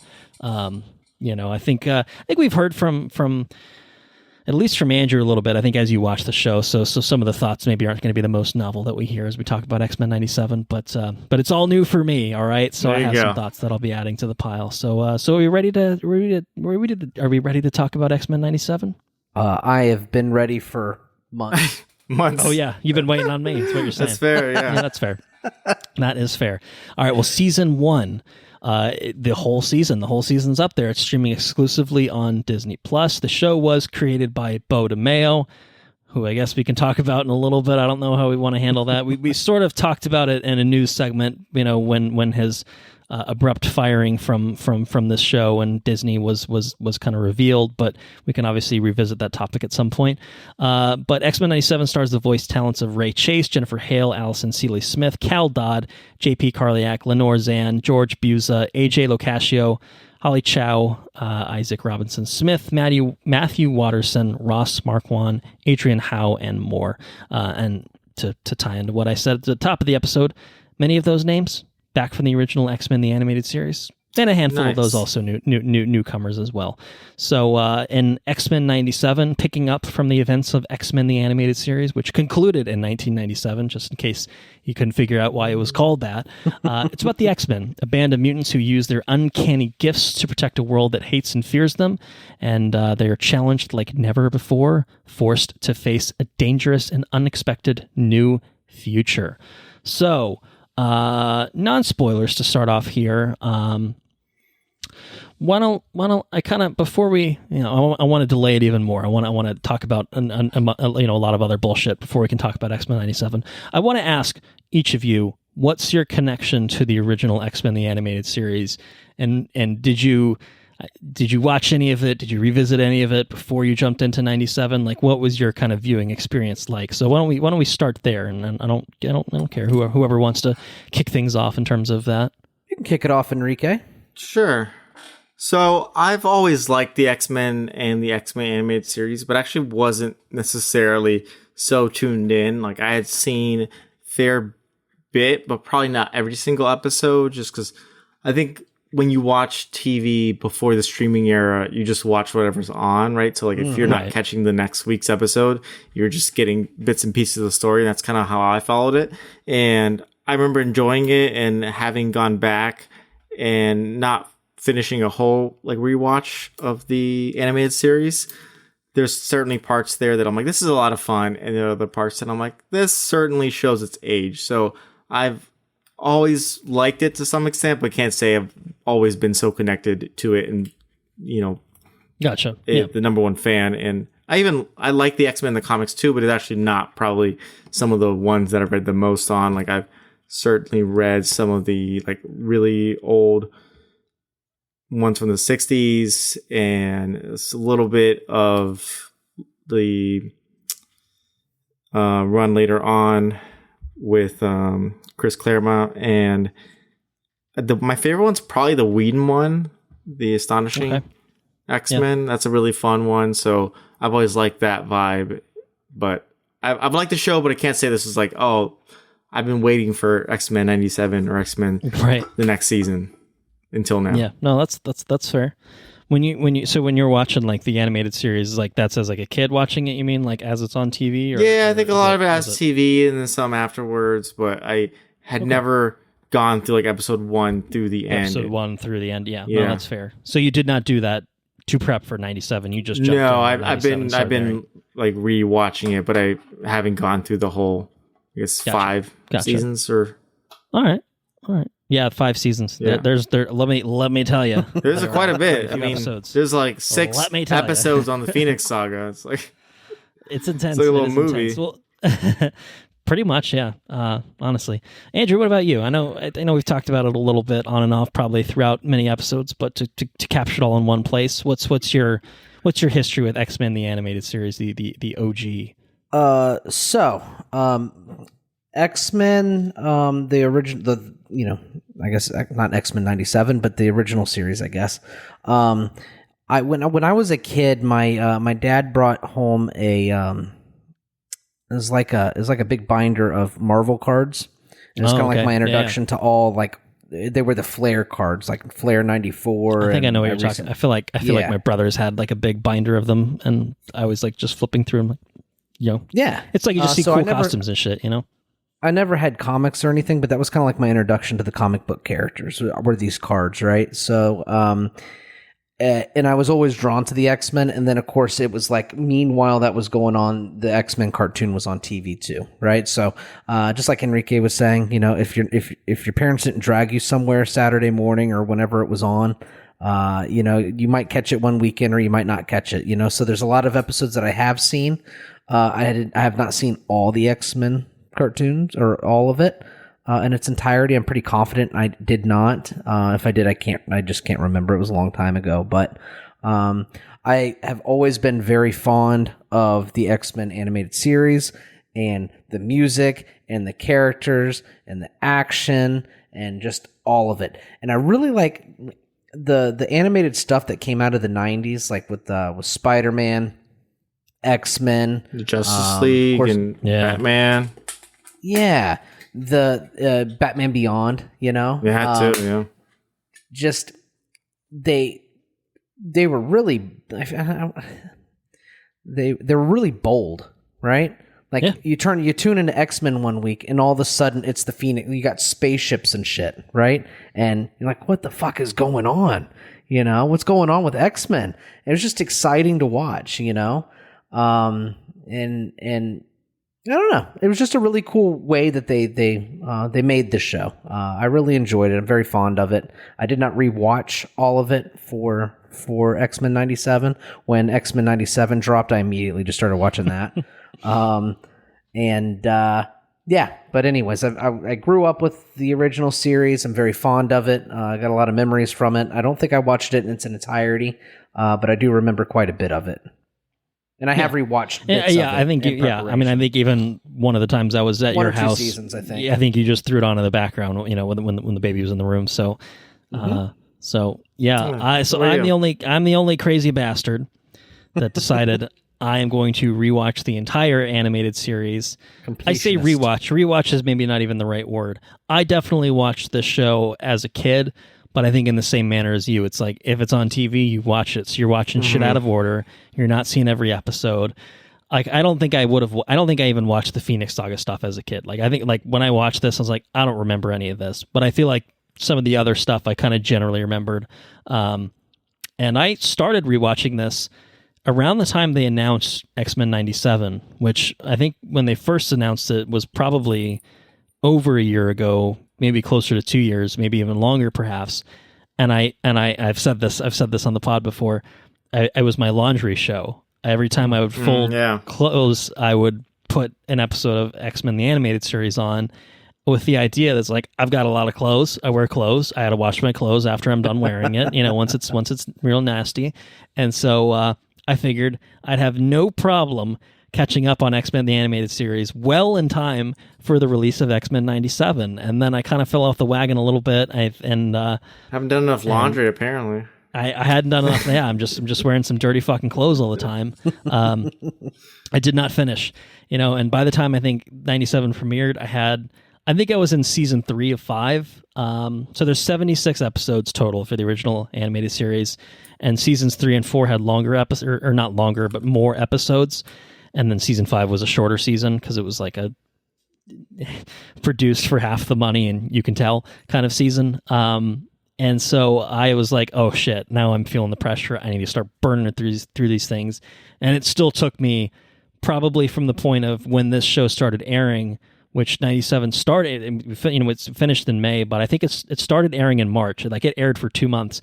So by the time March 20th hit, I still had like probably 40 episodes of the original animated series to watch. And I was like, God damn it, I'm going to do it. And it took me probably 3 months to do it. There you go. God damn it, I did it. So I did watch it. And then I was able to jump right into 97 at that point. And it's a good handoff. I mean, not to jump ahead completely to talking about 97, but it very much is a continuation, very much picks up the story, and obviously brings it into new and different and interesting directions itself. But I will say, the animated series, just to give it some lip service right now, it fucking holds up. It's really, really good. It's a really good characterization of all of the X-Men themselves, and especially something that we hopefully will talk about before Deadpool and Wolverine comes out is revisiting some older X-Men movies. Having rewatched some of those X-Men movies, like the animated series is far and it's light years ahead in terms of just capturing the depths of these characters. And obviously it's a different medium. You have more time to explore it. But the thing about like the animated series, it's like surprisingly adult and, and like dark and not afraid to like pull its punches. And I think that that's something that really, really serviced that show really well, was just fucking going for it and keeping it comic accurate. Like, again, to draw on those Phoenix Saga, you've got like 4 parts for the Phoenix Saga, but then you've got 5 parts for the Dark Phoenix Saga. And it's just, it gets really in depth and drills down, and it does it in a really, really well, really, really good way. So I think that the original show, I mean, yeah, it's fucking corny. You've got Wolverine, this one's for you, Morph, and you egg-sucking piece of gutter trash. You've got some ridiculous shit in the original, without a doubt. But I think that it did a really good job. Like Nightcrawler in the original series is way more religious than he is in 97, and it's like there's a whole episode about basically like Wolverine is just challenging Nightcrawler's faith through the entire series. And like, for a kid's show, this is pushing some buttons. Like I can see that some people would be pissed off. One of the favorite things that about the original series too is they didn't have rights to a lot of characters, but the animators would try to do a sneaky and have like characters appear in the background. So you'd have sometimes like something happen where like Storm is doing lightning, and then it just has like a quick shot of Thor standing on a building, like reacting to it. And they're like, they didn't actually get that approved by anyone. They just chucked it in there just to see what happened. And I think there's some Spider-Man crossovers, because I think those were in the same universe. There definitely some Spider-Man episodes, yeah. But man, that original show, the X-Men the animated series, I will say, it's really, really quite good. So I think that I'm not saying that you need to watch it in advance of 97, and that you two obviously can speak to the other perspective of it probably plays just fine if you don't. But I will say, if you have any sort of interest, if you have watched 97, the original show is worth watching, and it is all on Disney Plus. All episodes are on Disney Plus. So I will leave it there and say I'm not mad that I did it in this way. However, the listeners might be mad because we're 2 months late to the party in terms of talking about X-Men 97. You guys might be holding it against me because you're like, I don't even remember the episodes of 97. I watched that shit in March, dude. Which is like, fair enough, my bad. So I do have a little bit more recency with 97, but maybe it's memorable enough that you guys still have some things to say about 97. So why don't we jump on over to X-Men 97 itself? Who wants to offer their non-spoiler thoughts on X-Men 97? So Andrew and I, we've kind of chatted about it because we check in and be like, oh, who's watched episode blank, and I think Andrew and I are roughly watching it around the same time. So yeah, we just couldn't contain it. We had to have conversations. Yeah, exactly. And that's what I liked about the Disney Plus style, like week to week release. I'm naturally a fan of that. If you're making it for stories that have this big impact, sometimes have cliffhangers, and you can like talk about it, analyze it for a week, and there's just a lot of content around it. So I liked having the episodes spread out. I really enjoyed coming back to it. I think I didn't get into it till episode 4 release, and then I started watching it on a weekly basis and had caught up. Okay. But overall, I really, really enjoyed the show. I think I was hoping that it would be good, and if it just kind of continued in line with the animated series, and I think it really took this unexpected extra step of making this so emotional, thought-provoking, deep, and just one of the best iterations, I think, of the X-Men that we've gotten, certainly on television or movies for that matter. So I really, really enjoyed it. You know, Andrew heard me talk about it, and I'm sure I've mentioned it in general of like, y'all got to watch X-Men 97 or got to watch this episode or that episode. So I don't think it's a surprise, but yeah, like the show is pretty great. All right. Andrew?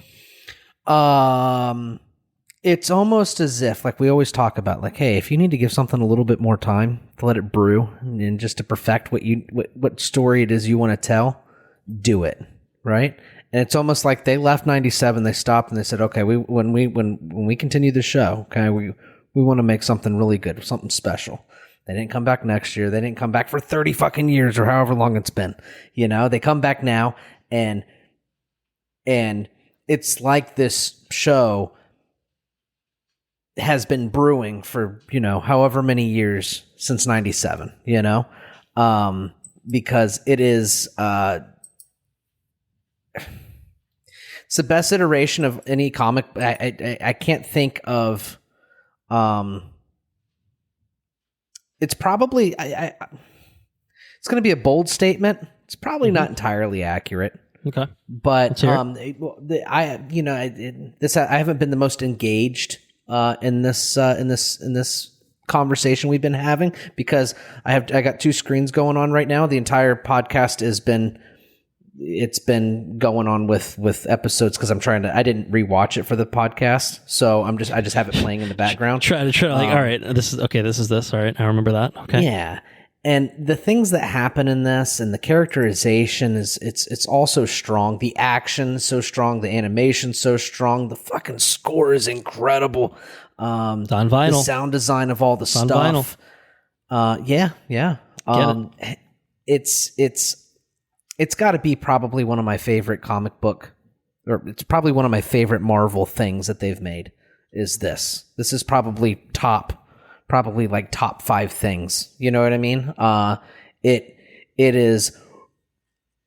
just hit me completely blindsided. And it's not for like one episode or another, you know what I mean? Or one character really does it over another. It really is just nonstop bangers every episode. Everything. Yeah. It's a culmination of every facet of this thing is just so well polished.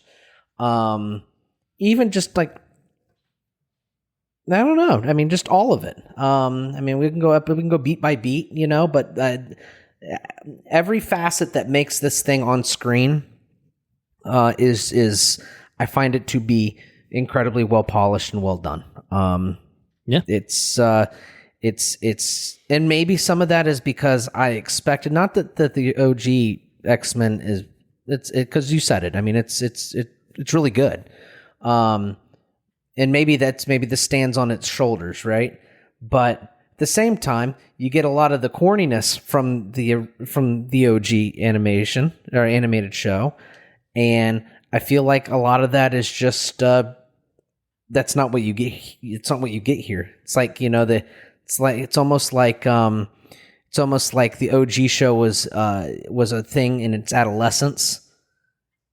And this is a middle-aged thing. You know what I mean? Well, I think that it's fair to say that the first iteration, X-Men the Animated Series, was maybe not first and foremost, but was definitely designed to be appropriate for children. You know, to be enjoyed by children, with children who can understand it, but while also obviously bringing in some more adult themes, concepts, and stuff that are going to make it play well for the parent in the room.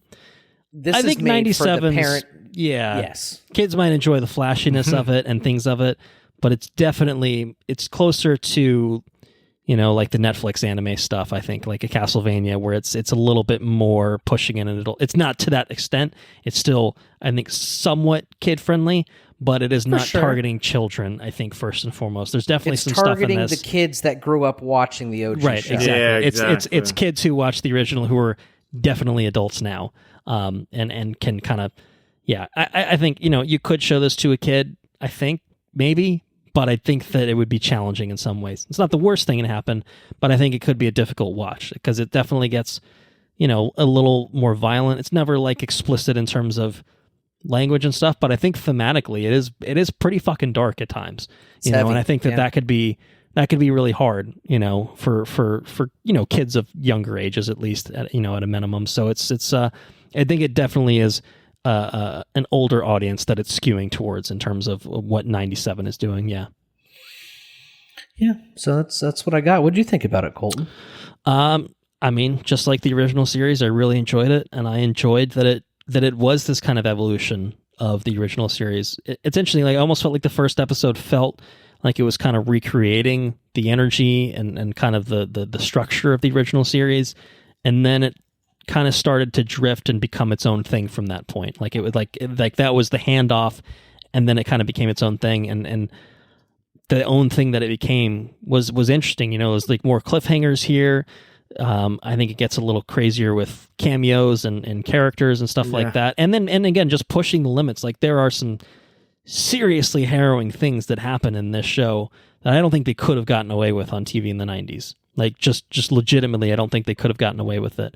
And I think that was the way that they were able to push it kind of further than it had ever been pushed before. I think was really interesting because for me, it's like, I've now spent 5 seasons with these characters, and it did really feel, for the most part, like these are the same characters that I have spent 70 plus episodes with. Like some characters, like Morph is like a fucking different character here for some reason. It's kind of weird. But then some are like really, like Rogue, has the same iconic voice, although she kind of sounds like a grandma now because she's being voiced by a grandma. There's some things like Wolverine, like some of the voice actors who came back. It's really, really cool. Some of them sound a little bit older, you know what I mean? And then some of the voice replacements I think are better. Like the guy that did Cyclops, I think is fucking spot on. Really good. Yeah. Like would not have known that was a different voice actor, but the original voice actor died in 2020, so definitely not the same guy. So it's a little bit of a mixed bag in terms of that. But like by the time like episode 2-3 rolled around, I'm like, I'm used to these voices. These are the voices now. Like I'm not comparing them in my head anymore. And it's interesting because I didn't go back. Well, I mean, I did a little bit, but I really didn't, I would not have picked up on any of the changes. You know what I mean? It's almost as if it's all the same. It's pretty natural. It is, because even, the ones who are replacements are still doing the thing. Like Gambit's a new voice actor, but he sounds like fucking Gambit. He sounds like Gambit, mon ami. Like I think the only like certain characters like Morph had like a kind of voice in the original, and here he's a I guess they are a little bit more of a goober in terms of their personality. And Jubilee like actually has an Asian voice actress, voicing her, so she sounds a little bit different. She doesn't sound like a white girl anymore, So it's there's the little things like that but it's the way I remember it. No, right, and it's totally evoking like everything that like none of that feels weird. I will say though, props to Allison Seeley Smith who voices Storm, fucking identical. She sounds identical, like from the 90s to today. That woman sounds identical to how she did, and that's very impressive. But in terms of just taking a step back, I mean, I just think it was incredible. The animation is top notch. I think it's a good modern update of the original styling. I said a little bit. By the time it hit season 5 of the original, I think Marvel started doing the animation in-house instead of outsourcing it, and it looked like shit. So it was nice to have like to go from like the worst version of the animation to like the top quality of it with 4K and everything. But again, it feels close enough. The voices feel close enough, and the characterization is just spot on. And again, the way that it just pushes things in this new, interesting direction. I mean, I think something that is interesting is, like, obviously, I mean, so the original series was supposed to end with season 4. the end of season 4, I think, had like a big apocalypse related arc, and then that was kind of supposed to be the end of it. And then they decided to bring it back for 10 episodes, and it was kind of just adding some, like, it was cool stuff, but it wasn't like a big multi-episode arc sort of thing that they did. This one, when they brought it, I mean, you know, obviously season 5 was intended to be it. It wasn't, we're canceled, we're done, we have 20 more stories to tell. I think this has the benefit of having so many stories to pull from now.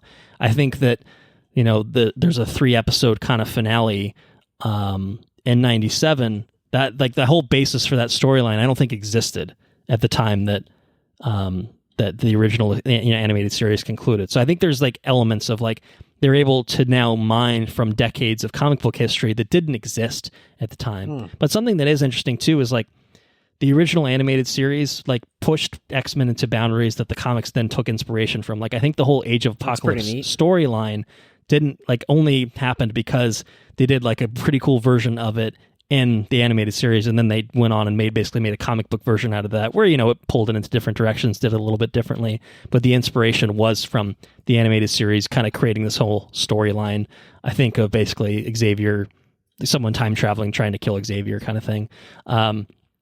So anyway, I'm just kind of rambling at this point, so I should probably take a step back and just say in conclusion, you're just pumped. Just excited. I was pumped. I mean, I fucking sat through 76 episodes of X-Men the animated series, then I sat through 10 episodes of X-Men 97, and as I said, I did finish it today. I watched the last 2 episodes today, and hard not to get pumped, right? You know, hard not to get pumped. So how do you feel about your journey through the OG, through the bad animation years, and now to this? I mean, I think it was well worth it. I don't regret a second.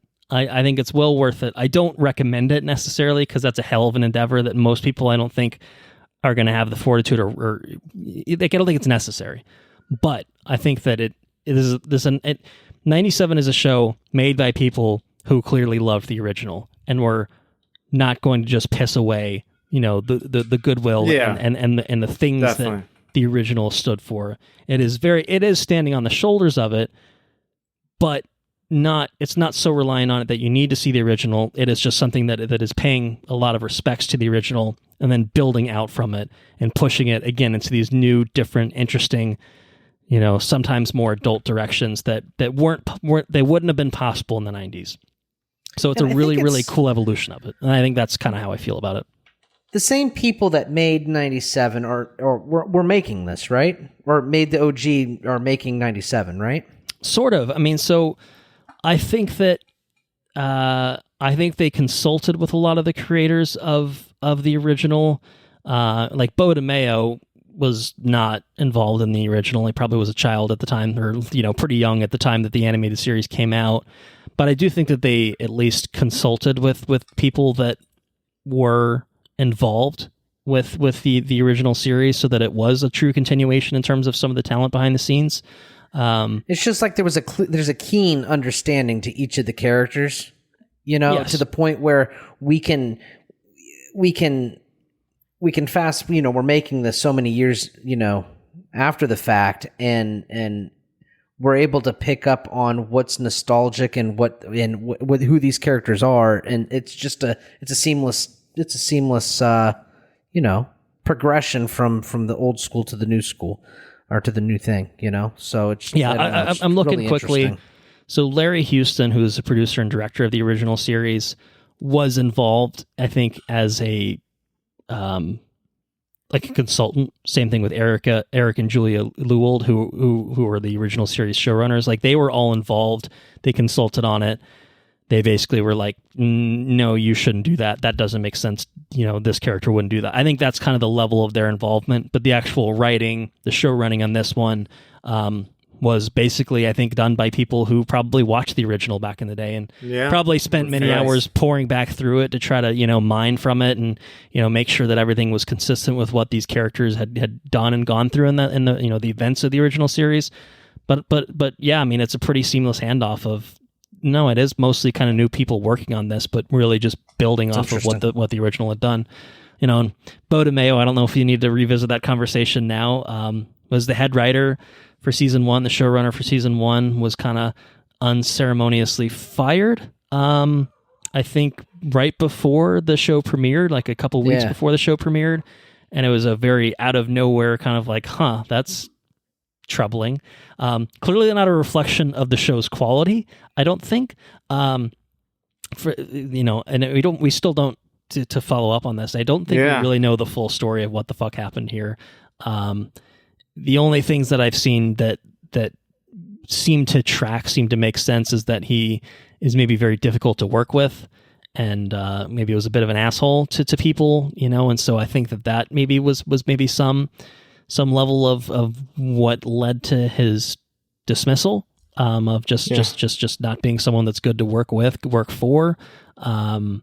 And the timing was so weird though. Like right before the show came out, it's like it just made you really nervous. So that was another reason I was pleasantly surprised.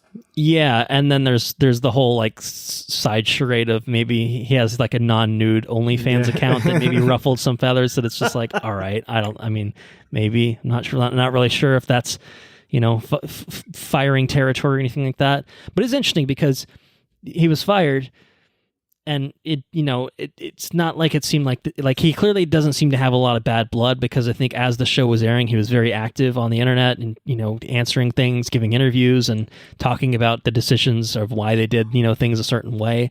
And I think that he was not jumping to spoilers. Like the show leaves it in a place that there's clearly more story to tell. It's already been picked up for a second season, which is in production now. They're going to do a third season. And I think that by the time he was fired, they were like he had already contributed a lot to a future second season.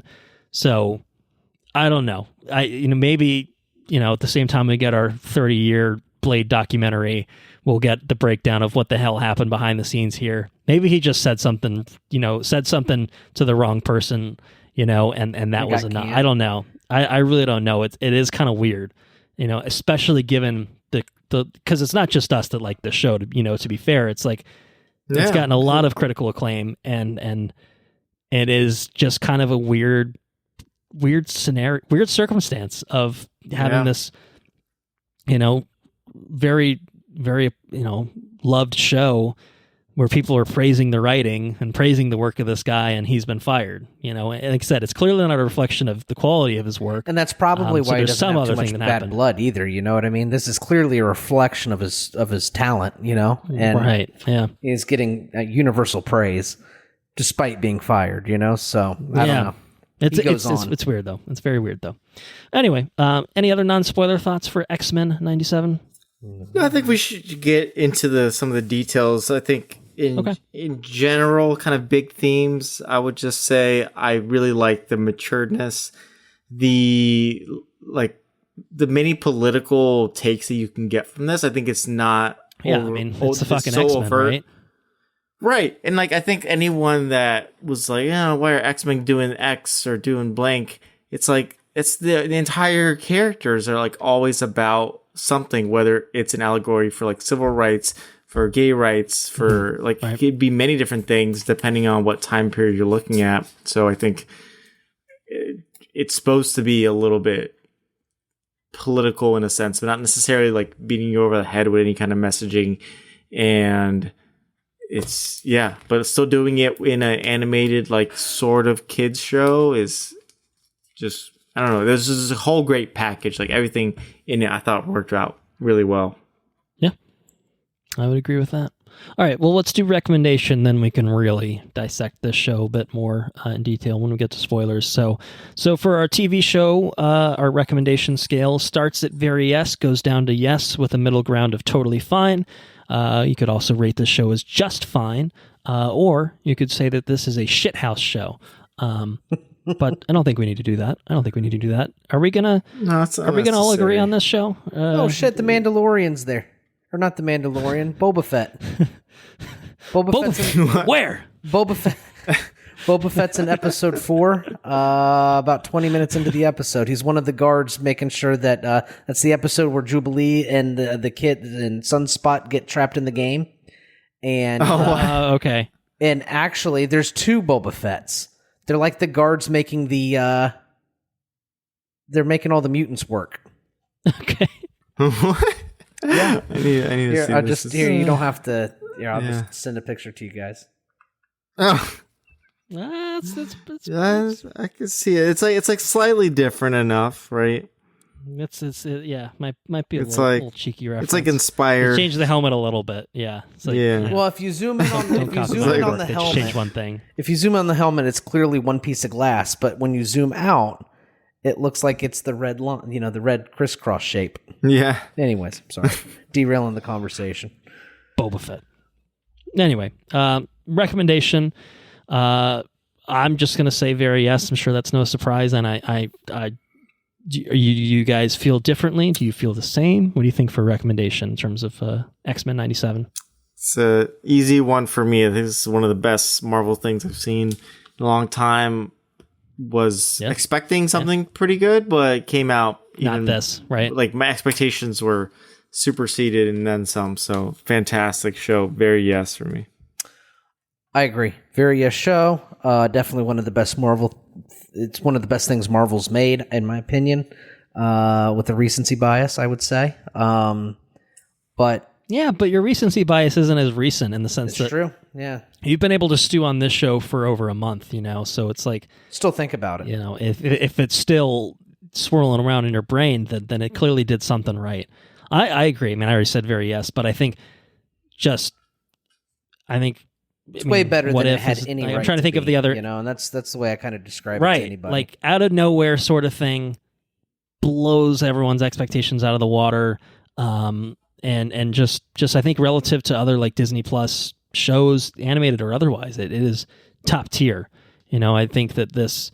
I don't know if I would necessarily say that this is better than like a Loki or a WandaVision or like the high water marks of the Disney Plus stuff, but it absolutely is up there with them. And I think it's definitely the best animated Marvel thing that we've gotten, I think, above a What If and stuff like that. I mean, just the consistency alone. What If obviously has some really, really good stuff in there, but this is, as said before, just pretty much nonstop bangers left and right. And the variety is also like What If has the variety, but this has the variety, but it's just done better. It's really just really incredible stuff. And so, right, I mean, I liked What If, but to me, this was like on a whole different. This is tier. next level. This is like right. It's not really the same league. Yeah.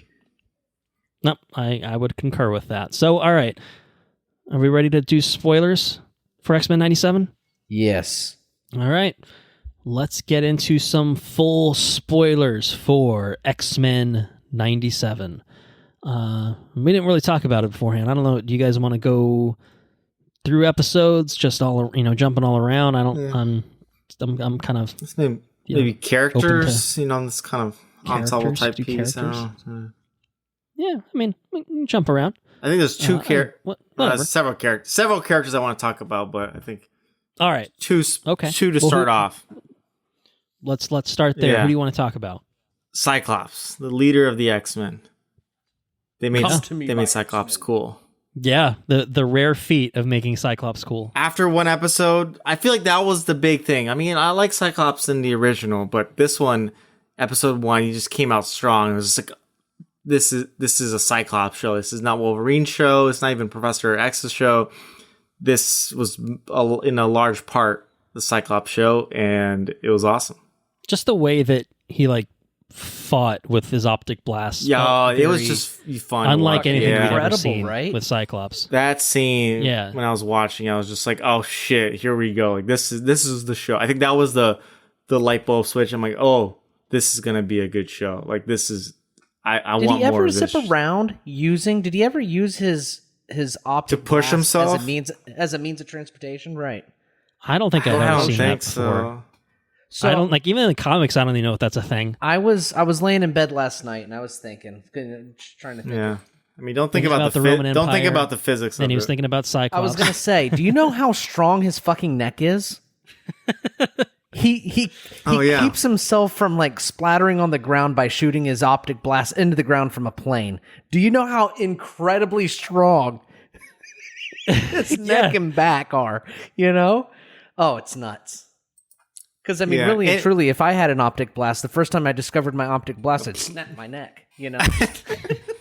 Well, that's part of his mutation is exceptionally strong neck muscles. And isn't this, I can confirm it, but isn't the whole thing that it's not necessarily a laser? His eyes are a portal, whatever you want to call it, to a different dimension, and he just opens his eyes and like that dimension just seeps through. Which again, I don't understand the physics of it. Like, how does the energy to push you back? Like, don't worry about it. It's an animated show. It just looks really cool. Also, I would have Beast make me a visor where I don't have to fucking touch it to do it, you know? Like that would be smart. Like, we got to figure out a way here, Beast. Can you make it so I don't have to fucking touch it every time, you know? But just make it voice active. Make it voice activated at the very least. Shoot. Visor. Blast, open. Blast. Big blast. Yeah. See, that's how you make Cyclops into a nerd again. Doing shit like that. So that's why it's not designed that way. But yes, Cyclops is a total badass in this show. Cyclops is a total badass, and he's got 2 ladies. So that's cool. And they both look like Jean Grey. Yeah. to be all right. So it's a very complicated scenario, because what do you do if your partner gets cloned without your knowing? And then you don't know that they get switched. Like, you're not to blame, dude. And then I think up until a certain point, and then you get one of them pregnant, and then she has a child. Yeah, right. You know, like, and like then he literally, you learn about the switch after the fact. I mean, what's a man to do? You can't help but just love both of them a little bit, right? I mean, they are kind of the same woman at the end of the day. They are the kind of the same person. I'm not, except one turns into a ridiculously evil goblin queen. Hey. I mean, between the two, which is a total, I feel like I'd go with the Goblin Queen personally. Cool. Yeah, I mean, I have to go with Madeline, which is the Goblin Queen. I'm just like, yeah, sorry, Jean. You got the Phoenix costume and all, but we got the Goblin Queen over here. Goblin Queen's where it's at. I was Goblin surprised. Bay. I mean, Cyclops is awesome. I think Cyclops has done really well. I think, something that the original series touched on was his lack of a father figure and lack of a literal father, and it kind of deals with that because I think his father went out and every fucking character in the X-Men universe goes out in outer space at some point and comes back to Earth eventually, and so that's something that's like a through line of his character is like he found his home with Xavier, and being part of the X-Men, and I think that something that they did really, really well was the relationship between him and Cable, his son, Nathan, and just even that was touching. Like an example of this show getting kind of hardcore is like Sinister fucking kidnaps that baby and just plops him in a fucking vat of the techno-organic virus. Here's a techno-virus. It's just absolute insanity. It's like this fucking baby with all this digital shit all over him. Now I'm like, oh Christ! Like, well, we got to send him to the future. No other choice for that guy. See ya, Bishop. But I do think that they actually did that really well, especially by the end when Cable kind of comes back to help and kind of join the team and fight against Bastion and everyone. Like, I think that all was done really well, and that is obviously still intertwined with Madeline, being his true mother, and Jean not really being his true mother, but obviously still kind of he doesn't accept her as mom. And Madeline is kind of resents her presumed almost. Dead, obviously, as of the events in Genosha and stuff. So yeah, all that is just done really well. Yeah. Totally jumping around. There's a lot to get into here. Yeah. I feel like when he sends Cable away as Nathan the baby, and then when he says the goodbye on the video at the very end, just like you felt the connection that they built there between the characters and their, kind of recreated family. But I like you said, I love the dynamic between him and Cable a whole lot, and really him and Madeline and Jean, just that dynamic. I like the that's why you like the X-Men, right? Like the drama. Yeah. You like that's it's a little dramatic. That's what makes it good. Yeah. He has the telepathic connection with Madeline, and then Jean's just like, what's going on here? That was rough. I can't defend that part. I can defend a lot of the actions beforehand. She's the mother of my child, Jean. You're not wrong. It's just you gotta be transparent about that stuff. Someone can read minds. What are you expecting?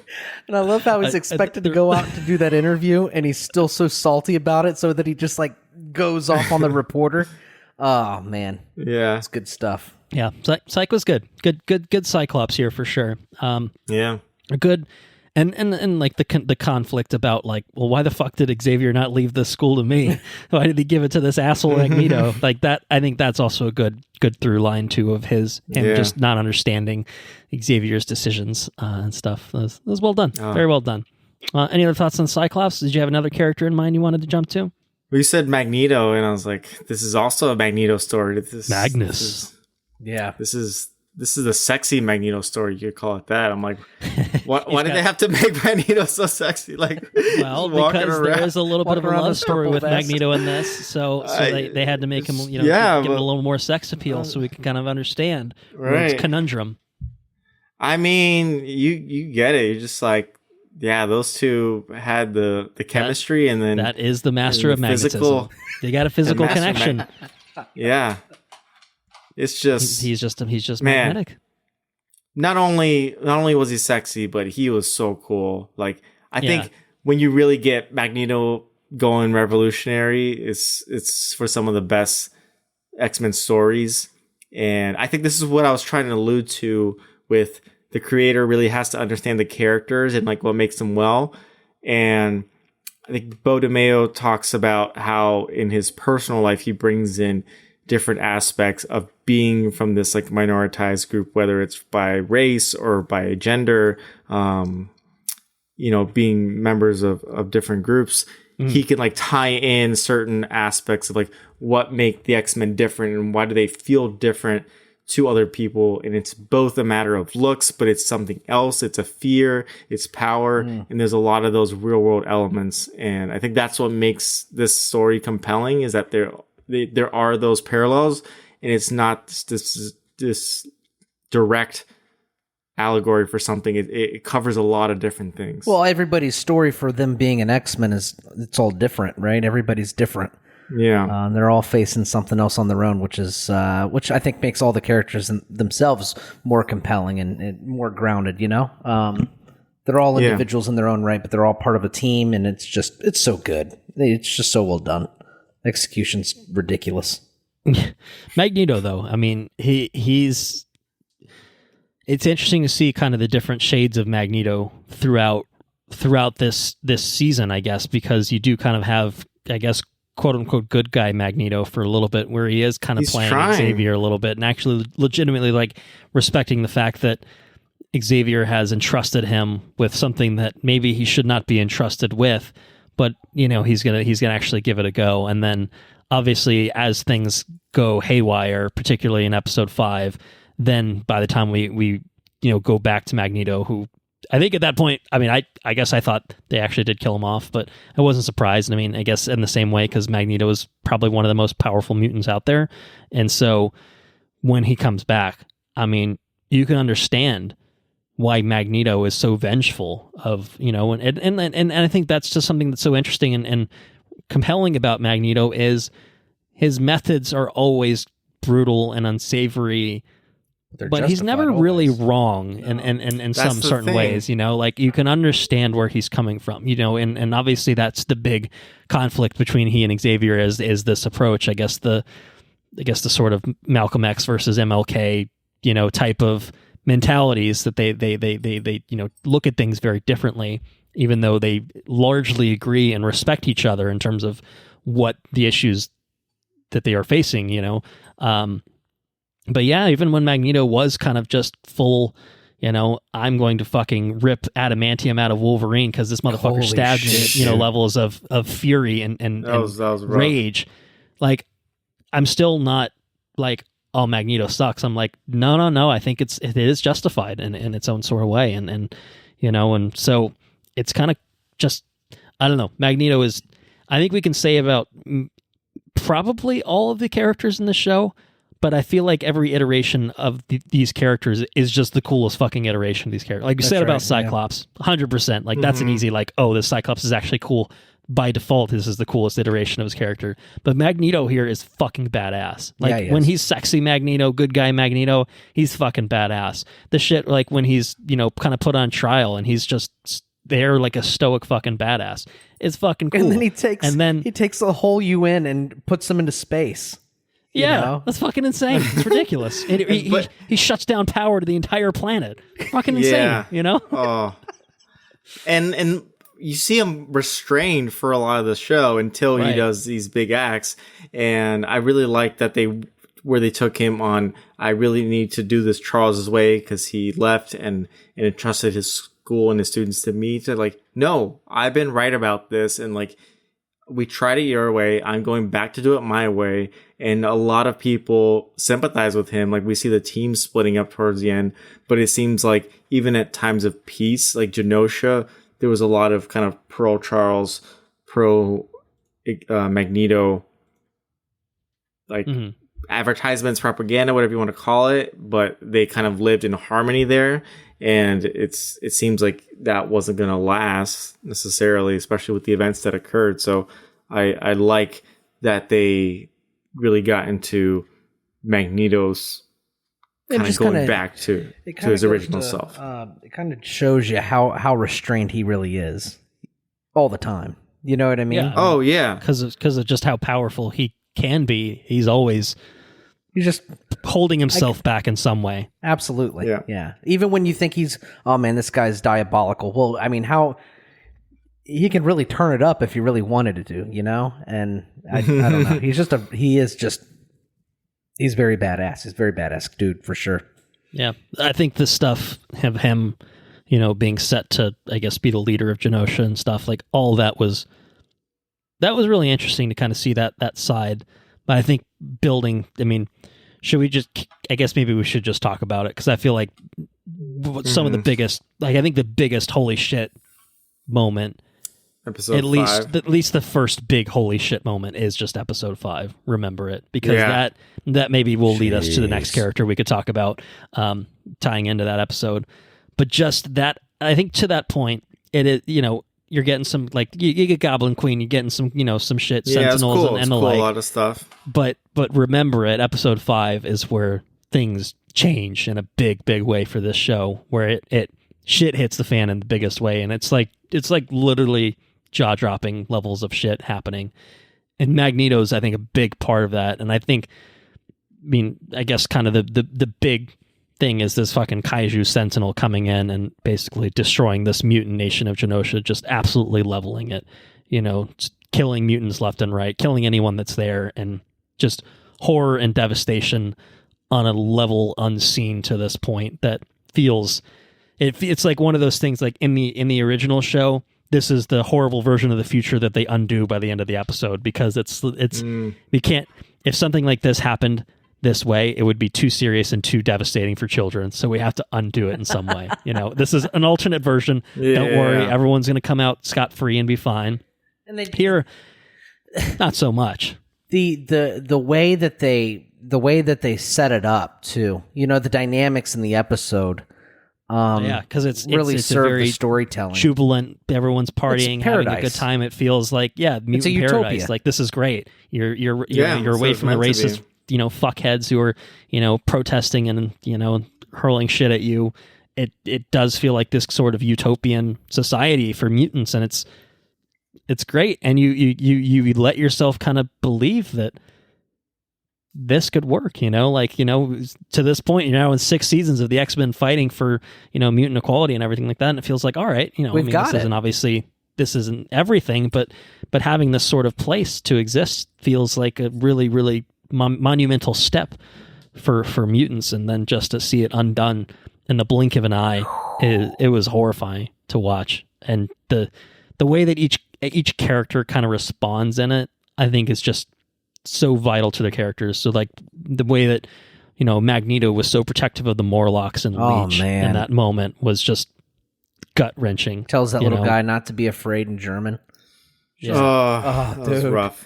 Yeah. I remember anytime they tied in, we were supposed to go to Busch Gardens that day.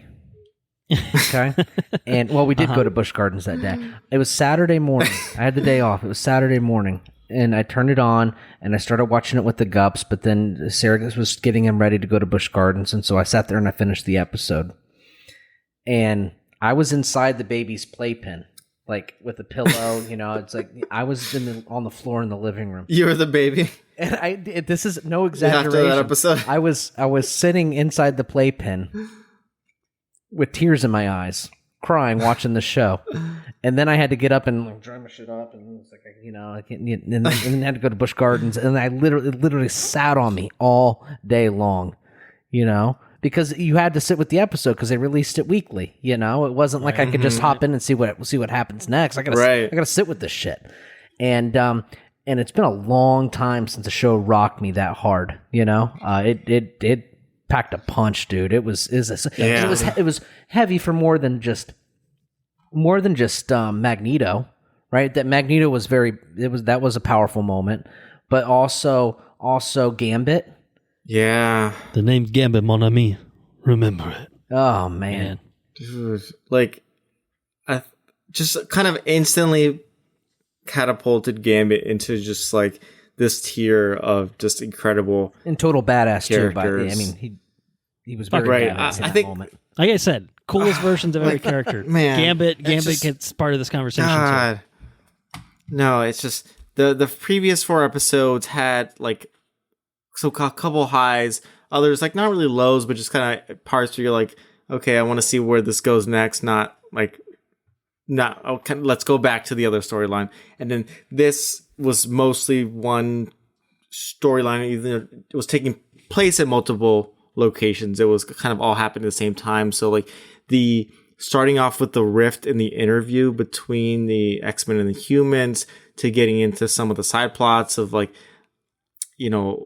basically we find out a lot of the romance that's happening too of like, I can't remember if this one just started, it was still teasing the Morphin Wolverine aspect, and then the Wolverine and Jean Grey, which obviously has been a thing, if you think back on the picture but she's like, thinking back on her memories and Wolverine's helping her. That was when she was underwater, right? Like, shit. That's right. Yeah. Yeah. So it's like, you're just like, oh, wow. Scott's got Madeline, maybe Jean and Wolverine can work after all. But he's so respectful, Wolverine is.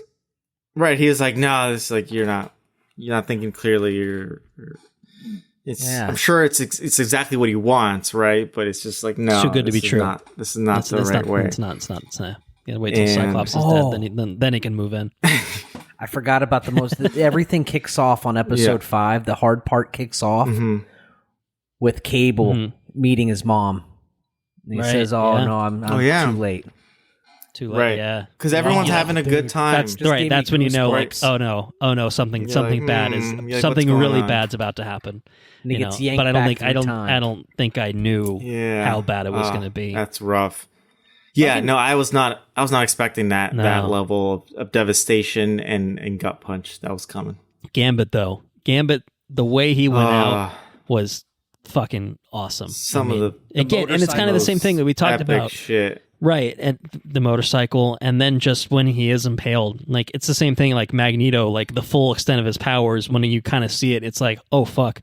Gambit's kind of the same way. Like he's charging up a card and throwing it, but Gambit charges up enough to blow up this fucking Kaiju Sentinel thing. Like that. Like obviously he's killing himself in the process because he's pretty much dead at that point anyway. But it's just a display of power, like unlike anything you've seen. Yeah. From that character, and obviously it's at a time where it's necessary and does enough to save who he can at that incredibly point. Heroic. But man, I think between him and this kind of love triangle that they have with Rogue and Magneto, and you see where Gambit and Rogue are going, but then Magneto comes back into the picture, and you find out that they can touch and do all these things, and they can definitely do other things. That we can assume. Yes. Oh but no, well, I know. And the Magneto accepting only on the condition that Rogue goes with him, and then Rogue and Gambit have their talk where they're basically like, "All right, we're just friends," and this is kind of where we're going to leave it. And just such a gut punch. I think it's a gut punch because I think isn't it an episode that like Rogue kind of does ultimately choose Gambit after all? Well, yeah, at the very end, yeah. So she says to Magneto like some things are deeper than touch, or I can't remember the quote, but then she goes back and you could see her like choose Gambit of like, this is special what we have, and I think this is better for me than the physical touch that Magneto can provide and everything else that he can provide. But then he's literally dying in her arms as the episode fades to black, and she's touching him without her gloves.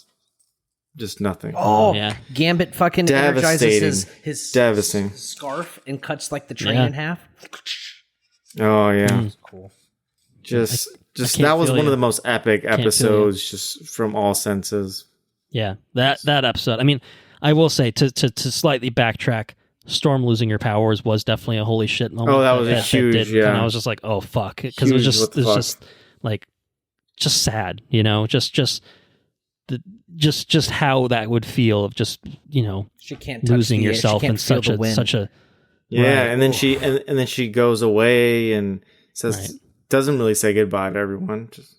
But yeah, so really that was kind of probably the first moment where I'm like, oof, this ain't the original animated series. They are gonna take things a step further in some ways and push the boundaries in a way that, again, a lot of the other series, you know, once their arc wrapped up, it was kind of status quo, right? You know, like you never want to change things up too much. Like maybe the composition of the team might change a little bit, but that's pretty much it. This is very much not that. But yeah, Rogue goes through the fucking ringer as a result of what happens to her all her mans, and she's angry. She is fucking pissed. I think the episode ends with her like just sounds it fades to black with her crying, right? Holding Gambit. Yeah. Well, as she's holding his corpse and like touching his skin without her glove. That was the part that just was like, oh, it's rough stuff, man. Whew. But and I like that the remainder of the season, Rogue is just fucking on she's dealing path. with the consequences. Yeah, like this had they killed off a main character, but they used it to have an impact, and all the characters felt it and literally echoed through the galaxy, as we saw later with Professor X. Yeah, I mean, you have this is a mainstay. This is someone who's been there since the beginning for you felt the show, for going back to the original show, to lose someone who was at, you know, every bit an X-Men. You know, it was a devastating loss with far-reaching consequences and effects on the rest of the team, which is and again, obviously some more personal for Rogue. I enjoyed the callback to his name was Gambit when I think she beats the fuck out of Bastion in one of the parts of the finale, which was good. But yeah, no, I mean that's the kind of thing that well, I say can't be undone, but I think that there is a hint to it being undone.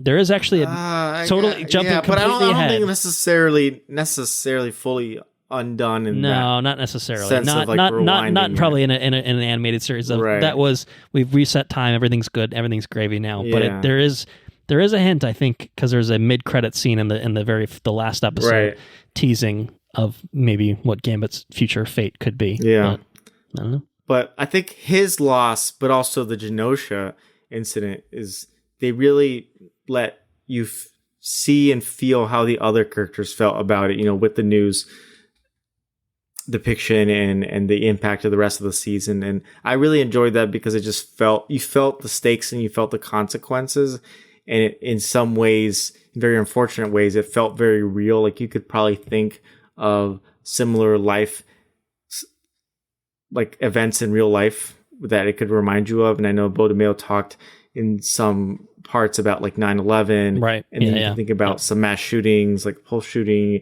but even there were parts where it made me think of like the Tulsa Race Massacre and things like that, where you like have a group of people who are, you know, enjoying success and enjoying something that's theirs, and someone has to go and take that from them and cause a lot of death. So I think it doesn't fit one single event. It just makes you think of a lot of things, and the sad, relatable part of it, I think, is what makes the story more interesting to tell. All right, how about a character who has some lighter storylines? Jubilee. Why don't we talk about Jubilee for a minute? And Sunspot. I think Sunspot's a new addition here. So we kind of get the two of them paired off. I guess in more ways than one, but largely together.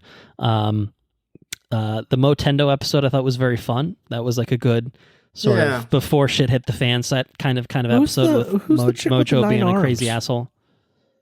It's she's in the she's like Mojo's assistant in the original series. I forget her name, but total badass. Yeah. Total badass. That's true. Mm-hmm. Yeah, I'm trying to. I'm blanking on what her name is, but yeah, I don't know. Can't forget. There's a lot of characters in X-Men. Can't be expected to know them all. There are a lot. Spiral. Her name is Spiral. I was blank. I thought it was. I was like The Cyclops. No, that's Psylocke. Spiral. Psylocke. No, that's also not it. Yeah. No Psylocke in this season, right? I don't think Psylocke was in here anywhere. Was there a cameo? I think didn't was there a cameo? Morph, oh, that's the thing. Morph that's another. Yeah, change into people. I don't really. I'm kind of not going to question it because I don't understand the logistics of Morph's powers necessarily. It seems like Morph, unless Morph, it must be difficult because otherwise he should just be like Hulk all the time. Right. I'm like, why aren't you the Hulk? Why aren't you just Thanos or Galactus or... Yeah. It's interesting because Morph famously, and I'm sorry, Jubilee, we can come back to you. Morph, I think, in the animated series, like very famously was just kind of made up for the show to be killed off, like to have like an X-Men character killed off in like the first episode, and then he became a fan favorite. I think they used non-binary at least in 97. In 97, but I don't think that was really true in the original animated series. But it was the 90s, so a little different time. But I think that they were basically just brought back because they were a fan favorite, and so like Morph didn't have like a lot of personality. Like when they brought them back in the second season of the animated series, they're like a pawn of Mr. Sinister who's like been brainwashed, and then he's got bags under his eyes. They kind of right, and they kind of rejoin the X-Men later, but you never really see them in like full action as part of the X-Men. Like they've always got so much trauma that prevents them from actually being able to be part of the team and fight with the team.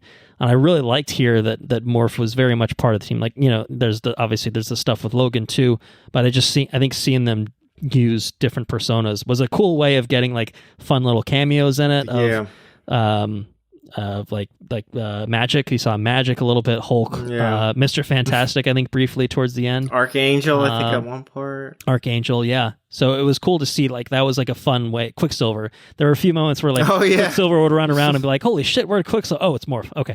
Like so I enjoyed that a lot, but I thought the Morph stuff was done, like it was a really neat usage of other characters and like kind of giving you like it's that fucking thing, like because there's definitely parts of this show, like the finale particularly is like fucking cameo city left and right, which was awesome. But I think having like the shapeshifter character using power sets of other characters was really neat, really like fun and made a lot of sense. But anyway, Jubilee. She's pretty cool. She meets the future Jubilee in the Motendo, and to follow up on what I said earlier, the future version of Jubilee is voiced by the original voice actor from the original animated series, which that was like a cool way that they did that. So I did enjoy that. But Jubilee's cool, I mean, fireworks and shit. Jashin says, "What are you gonna, beat me with the 4th of July shit?" And then she fucks him up pretty good. Actually, was that was pretty funny. That was good stuff. But I thought the Motendo stuff was fun. Anyway, I think it's good stuff. Like same thing with like Acceptance, because a lot of Roberto's saga is, he knows he's a mutant. He's worried about how his family's going to respond to him, and his mother responds somewhat better than expected, but maybe not great either, And so a lot of their storyline is kind of that angle of it, and I thought that was all done pretty well too. I mean, there's a lot going on, there's a lot of characters, there's a lot going on, but I think that's just like a one little thing that was good, and I think even Sunspot's character development from just kind of I don't want anything to do with this shit to full on. Doing the Sunspot thing, full on X-Man. Like that was a cool way that they built up his character too. I thought that was well done. So anyway. I think not my favorite of the story arcs, but I still enjoyed it. I think there are others that stand out more, but I don't think it was also, I think it was well done at the same time. I think it's just, if I'm ranking things, it's in the lower tier of things that made me feel things or whatever. It's nice to have a little bit of levity, though. You know.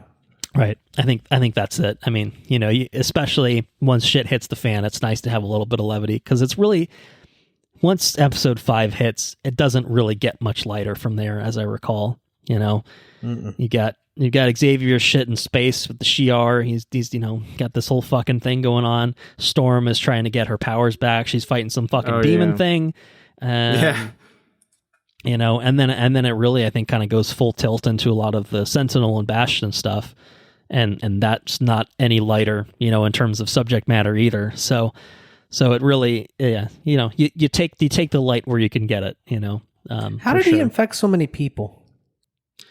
I don't know. I guess Bastion? It's just the I assume Bastion is who you're asking about. Yeah, the virus. I mean, I guess it was literally just a virus. Yeah, probably Sinister's help because Sinister seems to actually be a pretty helpful second in command who can get around places pretty easily. So yeah. I don't know, but I liked the fucking Sentinel zombie thing. That's fucking nuts. Terrifying. And awesome. I liked Bastion as a final villain. I think it was cool to bring a new person that was pulling a lot of the strings because we've had a lot of epic villains in the animated series, so it was cool to bring a new person in. Yeah, I thought Bastion was a really cool villain. I like it's Theo James that voices him, and so he sounds exactly like Hector from Castlevania. So I had to get used to that for a second. But I thought he was a good villain, and I think like a cool way of like the original series is very Sentinel heavy. You know, this season starts off with kind of Sentinel stuff with Gyrick and Trask and all that, and I think it kind of brought everything full circle of just taking the Sentinel threat to the utmost extreme that it could be of human sentinels. Yeah. He is kind of this weird sort of human sentinel himself. And I think just his father was infected with part of, it's like Nimrod. Like he himself is like the child of a sentinel. And it's fucking nuts. Yeah. That backstory as well. Yeah. All of it is like, I do think he was a really effective villain. I think some of the shit, like the zombie sentinels, like that's like only like one episode where that happens, but it's scary when it does happen. Yeah. And then it's like Rogue drops that guy off the side of the building and you think, oh fuck. And then he comes back as hardcore. Oh yeah. Rogue's like, I'm not right. Playing around. Yeah. And I think even, you know, when he like upgrades himself. He fucking rips Cable's arm off. Oh, that was rough. Yeah. And then uses it to upgrade himself and then, you know, try to go fucking destroy everyone. No, I think the Sentinels are just such a classic X-Men villain. And I think he was like a really interesting reinvention and like addition to that lore because there's only so many times they can punch the robots and break them up. I think that this was a really different wrinkle to what we had seen before, you know, obviously thrown in with, you know, Magneto's got the asteroid in the sky again, which is asteroid M was a thing in the original series too. So it's pulling on a lot of classic threads, Sinister there too, but it's definitely doing a lot of the stuff in a really different, interesting way. Bastion included. So I liked him. I thought he was an effective villain, like appropriately scary, appropriately menacing, and like a legitimate physical and mental threat for all the X-Men, you know, to the point where, you know, they have 2 teams at the end and that's close to not being enough even. So it's cool. Very cool. All right. What else you guys got? Anything else come to mind? Some big holy shit moments, characters we want to talk about. You know, I think characters like Beast and Wolverine, I think, don't really have a ton of. Like, they're cool and they're well done, but I feel like those are characters that probably had a lot of. Well, I feel like Beast gets his lady friend, who maybe not a lady friend after all, a little bit. You know, the reporter. Wolverine, I feel like Wolverine in classic Wolverine kind of sidelined, but I think he had a lot of focus in the original series. Yeah, you know, obviously a shit ton of focus in the movies. But I felt like here, like they didn't feel the need to give him a big arc because they're probably spending some more time servicing other characters. Yeah, I think that was a good more decision. On the back burner. I think that was good too. Wolverine, I guess Storm we sort of talked about. Adamantium ripped off of his skeleton. That was rough. Well, I mean, Wolverine is left in a place, I guess, by the end of the series that we don't really know what's like. He's not like he's Wolverine. He probably will heal, but he was on Asteroid M when it got time travel exploded. So we actually don't even know where the hell he ended up, I don't think, by the end of the show. Oh. So we'll see. and also he's basically not even conscious at that point. So yeah, I think he's in the past, but I'm not. I don't know if we ever got confirmation of that. I'm not sure either. I'm not sure. But yeah, Storm we could talk about a little bit more. Yeah, I mean, I thought Storm that was her great. journey was really I mean, I thought that was really, really well done of again, what is it like to be a mutant and then to lose all of your power and lose, this thing that is so core to your identity. I thought was very well done. I mean, the demon stuff was fucking weird, but Forge was cool. Yeah. I mean, you can tell the show is made by fans because the stuff that people talk about, like, oh, was Magneto right? Or Cyclops should be like this, like he's a Boy Scout, but he can be cool too. And everyone's like, Storm is a goddess. Like, she is one of the most powerful mutants, and we don't really showcase that. And they knew that, and they really showcased that, and even explicitly said multiple times, or Forge is always like, you're a goddess. Which she is. So, I like that. Yeah, no, I think so too. And I think something that makes sense is sidelining Storm for the events of Genosha, right? Because you kind of, if you have someone that's that powerful, like you have a Magneto who's obviously there and doing everything he can, but I think it kind of makes sense to sideline some of your more powerful characters so that something like that can more convincingly happen. Right. Right? Because not that Storm there alone probably fixes everything, but it fucking hurts not having Storm to be able to, to defend yourselves in that moment. So like that is kind of a thing where, obviously her personal struggles are kind of its own thing that, I think are a really compelling story in and of itself, but her absence is also kind of a key That's factor good storytelling, and how everything else plays out. Yeah. So I thought that was well done, and good to see her get her powers back, obviously too. That was satisfying. Everyone gets a costume change a little bit too, which I enjoyed. She goes, she has the mohawk. She's rocking the mohawk in the beginning. Yeah. Then she trades it in for some long hair and the black suit, which was cool. I feel like the last thing everyone went for a costume change. It felt like it was like a deliberate, like, we're wearing new shit for our, because Jean's in her Miss Marvel outfit or her Marvel girl outfit rather, and I think everyone really just has. Wolverine's got the brown suit on. I don't know. I thought it was kind of fun. Just switching things up. Purposeful. Yeah, I enjoyed that. But who else is a badass? Nightcrawler's a badass dude. Nightcrawler is cool. Nightcrawler, yeah. And he helps. He's a cool badass. He helps the love triangle thing. He helps Gambit. He dropped some deep stuff there. Yeah, he does. I like that the show played into the familial relations, like it continuing from the original one. True. Where Mystique is kind of an adoptive mother for Rogue. Nightcrawler is, I guess, the biological son of Mystique. So there's a brother-sister chemistry there, which I think was nice, and like they seem to have like a nice rapport together of just true brother-sister. I think like I like kind of how they handle all that. Like they're not it makes sense because it's a cartoon. It doesn't fucking matter. You can do whatever you want. But the movies particularly were like so afraid to like embrace certain aspects of the comic book stuff. And this is like the most comic booky shit you can think of. Yeah. Like, it is so ridiculously comic booky in many ways without like taking it too far of being like corny or ridiculous. But I mean, some of it is ridiculous, but I just like that it's not afraid to lean into like anything that happened in a comic is like fair game, and we're going to treat it respectfully and kind of embrace it and do like almost the best version of it that we can do. Like that's kind of what this show did. So, I mean, the original too, but this one definitely just seeing the relationships between characters feels true to those characters, feels authentic to those characters, but also feels authentic to kind of who these characters, are supposed to be in terms of, who they've been traditionally depicted as, I guess, which I just really like that. Yeah. Yeah.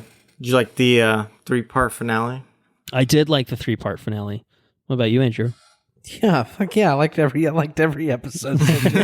Yeah, 3-part finale was nuts, dude. Absolutely bonkers. It was nuts. It's just, it did not stop for 3 episodes. Did you guys were you watching week to week, so you had to wait between them? I think I finished the last two. I think I finished the last 2 back to back together. Yeah.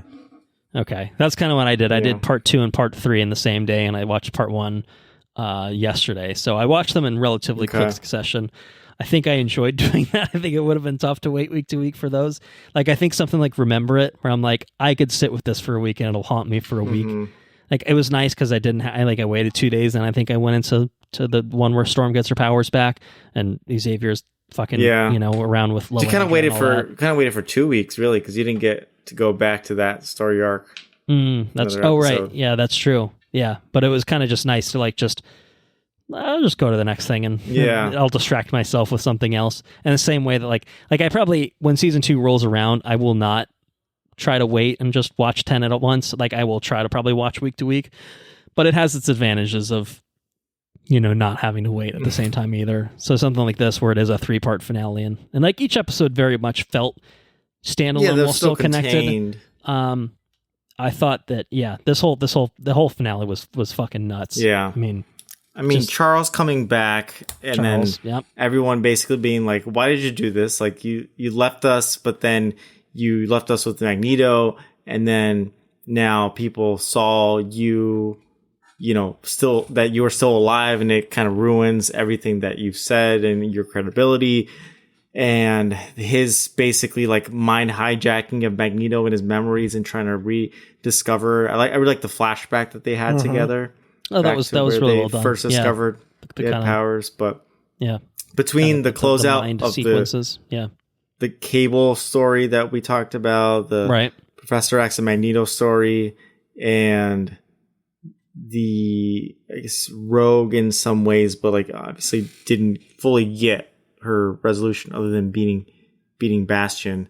The only thing that I didn't quite, not necessarily understand or I didn't think would work was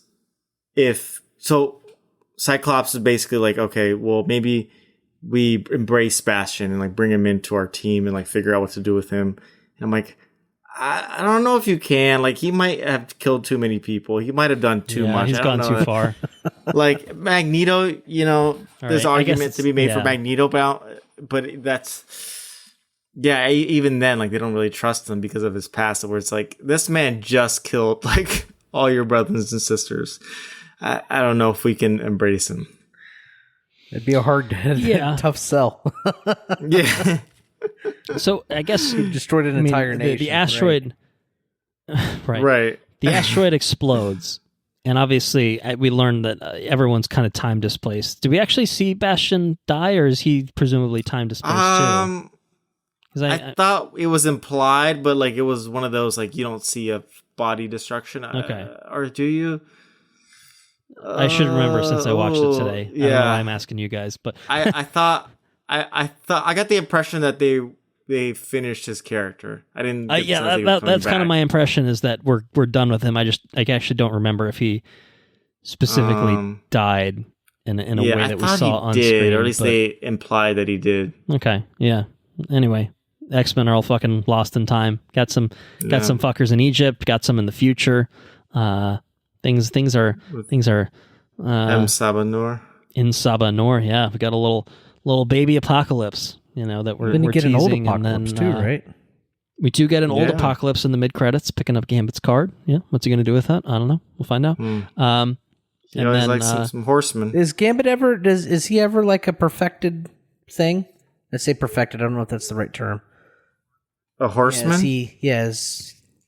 Yeah, maybe he is. Maybe he will be. I don't know. Yeah. Maybe season 2 will reveal all. Yes, there is precedent for that in the comics. If you're wondering, it has happened before that he has served as a horseman of Apocalypse. So I think that's probably the direction we're going. I could see that. Yeah, which could be really tough for Rogue to deal with, because we had a Magneto death fake out a little bit, and then now he's a real asshole thing. So I don't think Rogue's probably too interested anymore. But yeah, I don't know.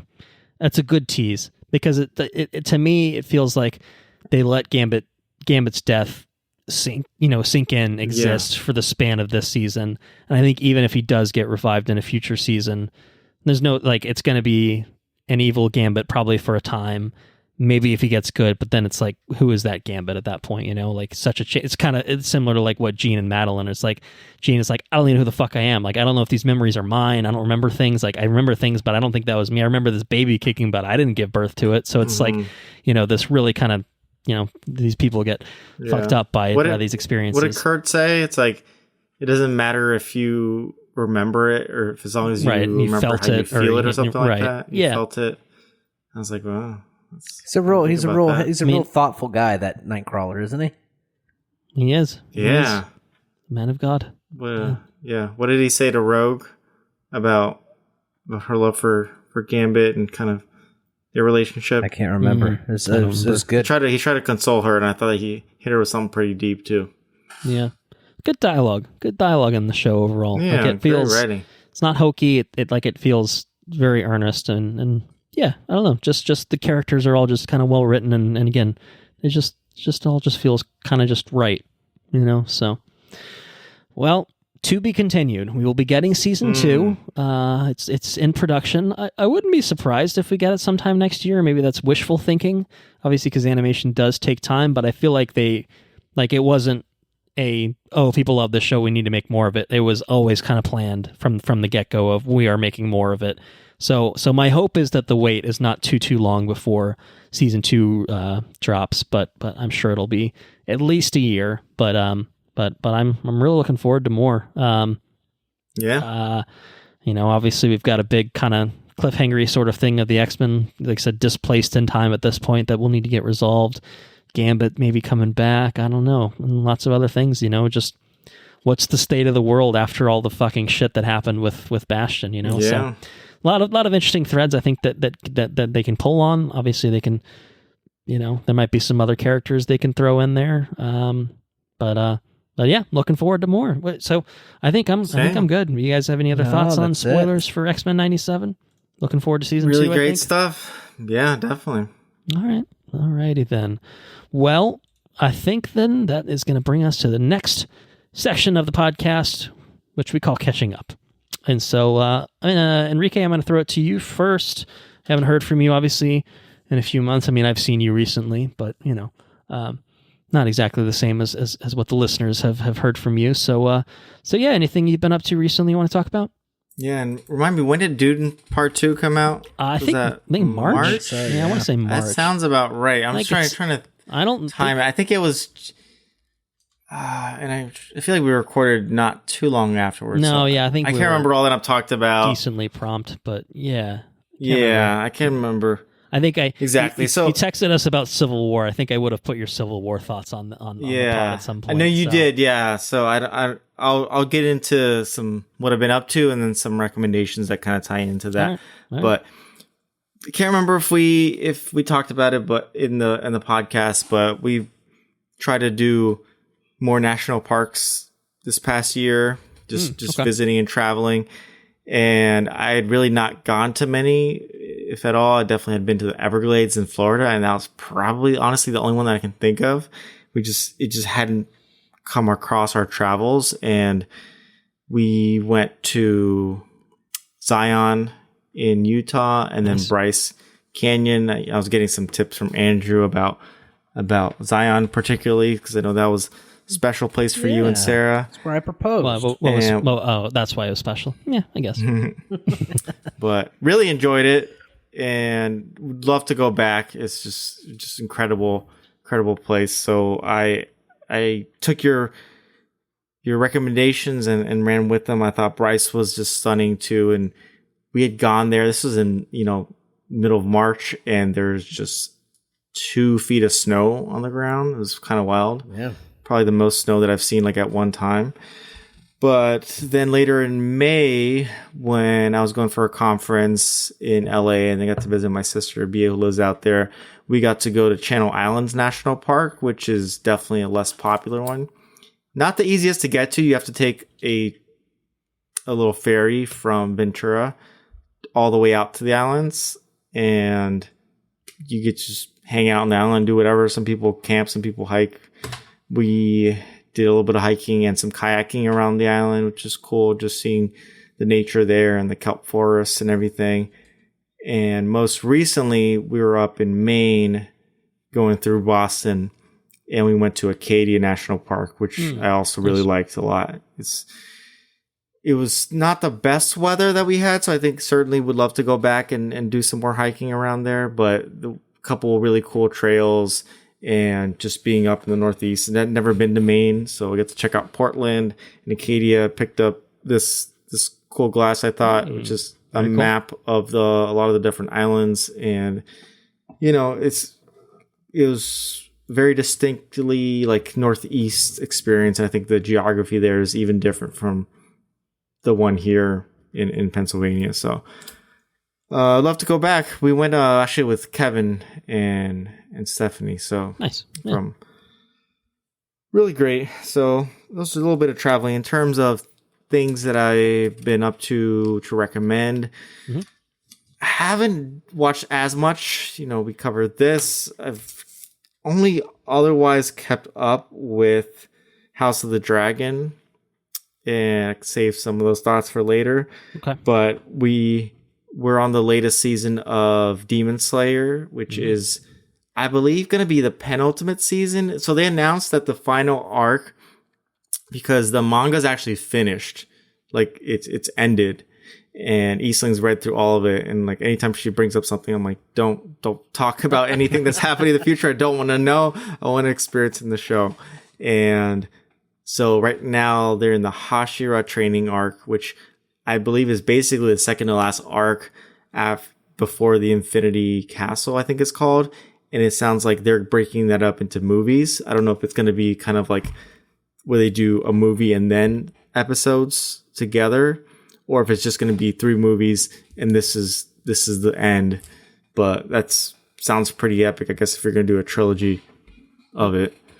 Hopefully kind of in succession. Like I'm hoping this is not like a one movie this year, then the next one in 2 years, and one 4 years after that. So that would be kind of rough. So Demon Slayer is good. I think if you liked it, I know Andrew, you've seen at least season 1, probably. I think I'm 2 seasons in. I think or 2. Yeah, the Entertainment District. Oh yeah, the Entertainment District's cool. And then the train. They were on a train. I watched the train. That was really good. I really like the train arc. Yeah. And then they have the Swordsmith Village after that. You probably haven't gone. I think that's season 4. It depends how they number it. I don't entirely know. Not quite sure. By arcs. I think the last thing I watched was the train one. Yeah. Okay. But I like that one. The only other anime we've seen recently that I can recall, we finished season 1 of Classroom of the Elite, which is just a wacky show. I think if you like kind of that weird competition type anime, a little bit of slice of life, a little bit of high school drama, a little bit of like competition about things that are just kind of silly, like I don't know, just like making a big deal about grades and ranking of classes. I think it's an interesting look at some Japanese culture too. But that's in terms of anime. I've read a little bit, or sometimes read, sometimes listen to things. So I could shout out a couple books. Yeah, I've certainly talked to Andrew a bunch, but I've recommended 3 Body Problem, the book. I still actually haven't watched most of the show, but I thought the book was fantastic. It was like one of the books that got me thinking the most that I can recall in recent memory. And then the second one in the series, the Dark Force, I thought was even better. And that left me with some stuff that I just like think about every couple of days. It just like comes to me and I think about this concept or a particular scene in the book. And I think if you like the sci-fi aspects, like this is pretty hard sci-fi, I would say. But I don't know, like, Andrew, like, did you find it that it took you a while to get into it? Because I know you're on 3 Body Problem. Yeah, so I've got like 4 hours left in the audiobook. Okay.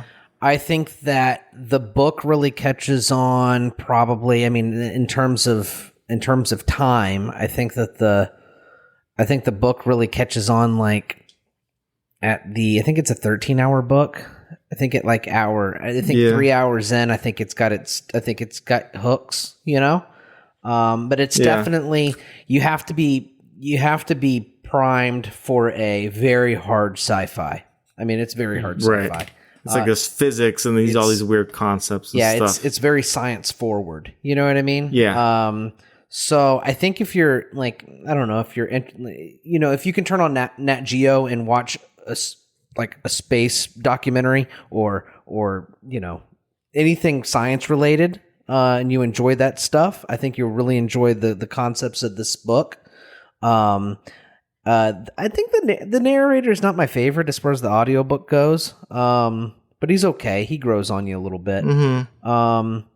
But I think the best things about the book are, I think once it gets the hook set, I think the pacing really it's a solid slope, right? It really picks up in a big way. Oh yeah, I think there's a point where things are moving. That's right. And then there's a point where you can't put it down, right? It just takes a little bit for you to get used to the writing style of the author, and the concepts that he's trying to lay forward and lay down, But I think it's I really do think it's incredible. I think it's an incredible book. So, yeah, honestly, I thought I really liked the first one. I thought the second one was even better.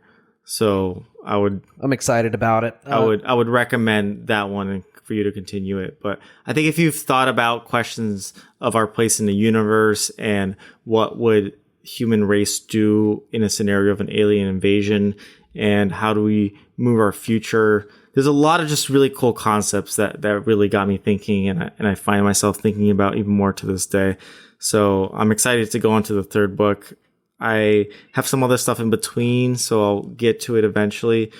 Eastley and I, when we were driving up to Boston and Acadia, we listened to Yellowface, which was a really interesting, fun read. It's a fictional story, but with some traces of kind of, I don't think that's necessarily based on her life, but let's see if Rebecca or R.F. Kuang. I think Rebecca F. Kuang is her name, but it's about the writing industry, but about a writer who is, kind of struggling in some ways and has a really famous friend who is very successful. And then she takes the work of that friend, but the friend is of Chinese descent. And it's a story about Chinese labor workers in World War One. And then she becomes really famous because of the story. But there's a question of who are you the right person to tell the story, or who can write the story? And there's a lot of criticism, I think, of modern publishing, which I found interesting. So that was a relatively short one too. We did it on the drive, so I'm guessing it's probably 10, 12 hours or so on Audible. And very last one, I'm currently reading Tress of the Emerald Sea. I sent out a picture of you guys, but it's one of the Brandon Sanderson kind of standalone novels. It's one of his 3,000 little bonus novels that he was bored, so just right. Yeah, he said in the back of the book, he says that he originally wrote it for his wife, and then she was like, "You should publish this." And he's like, "Okay." You're just writing a whole ass book for your wife. Yeah.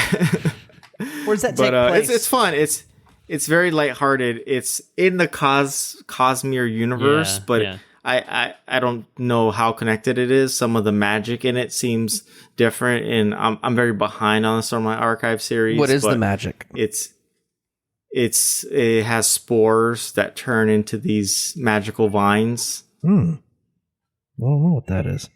So there's some different aspects to it, but it's pretty cool. I think it's very easy to get into. It's lighthearted. It's like a bit of a sailor adventure, magic adventure, and so far pretty easy to get into. I think it's nothing groundbreaking, but fun, and I'm enjoying this so far. So nice. We'll see how the rest of it turns out. All right, but that's what I've got recently. Okay, a lot of other stuff, a lot of books, reading. Listening. Yeah, I got a long commute, and then sometimes it's nice to just crack open a book and go at it. But yeah, so a lot of work and a lot of driving. Nice, very good. All right. Well then, Andrew, I think it might be your turn. What has been going on up over there? well, most recently we got to see you and your family. That's true. Down at a bungalow, which was pretty cool. It was a bungalow. That's right.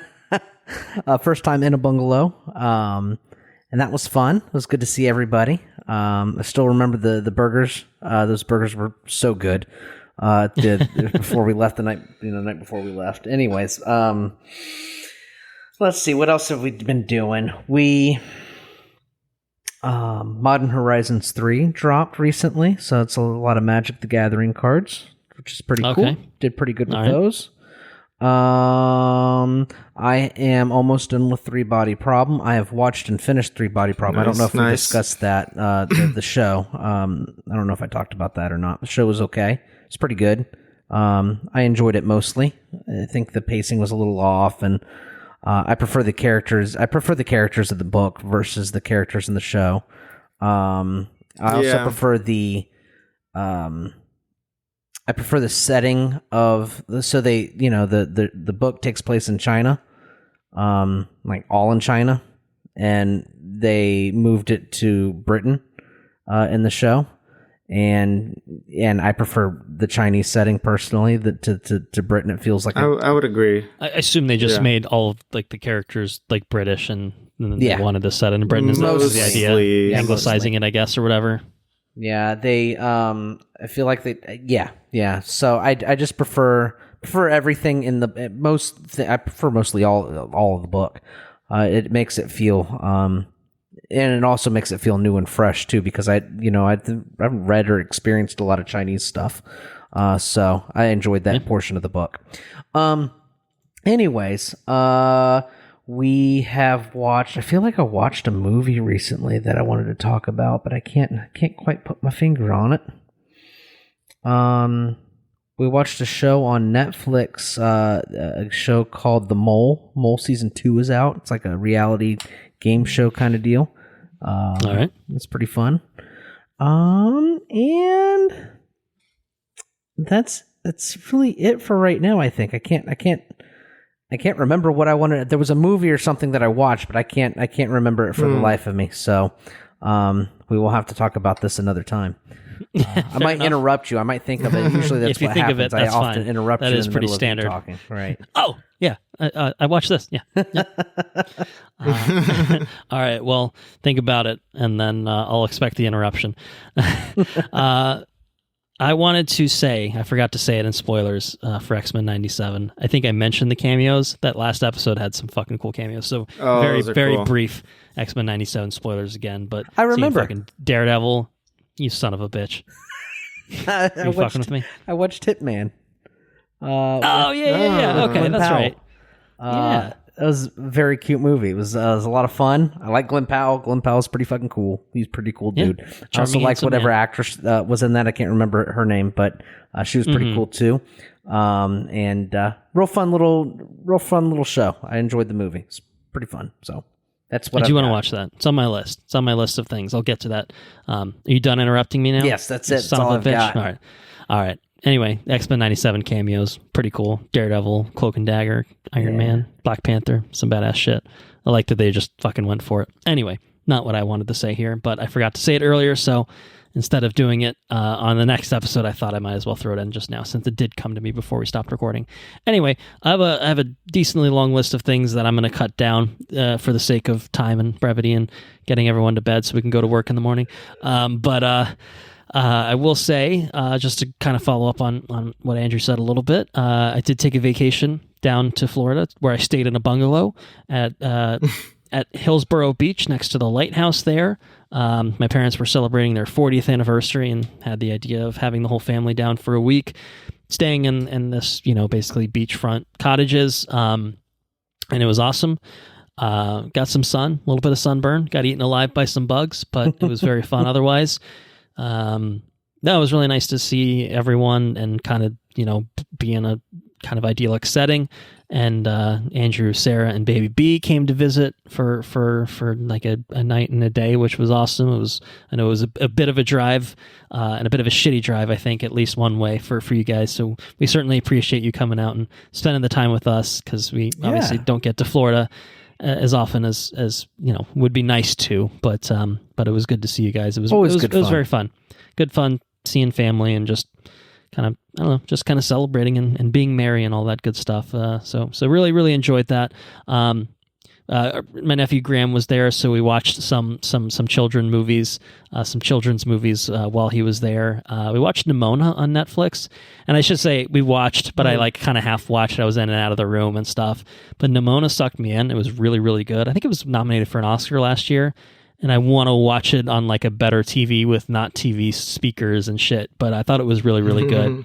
And we also rewatched the Mario Bros movie, which I think is completely fine and charming enough, and like a great kids movie. Like he fucking loves it. So, and he's 6, so it's a good one. I think for kids particularly. It's like perfectly fine for adults. It's not great, but it's perfectly fine. Yeah, it's fine. Other than that, let's see.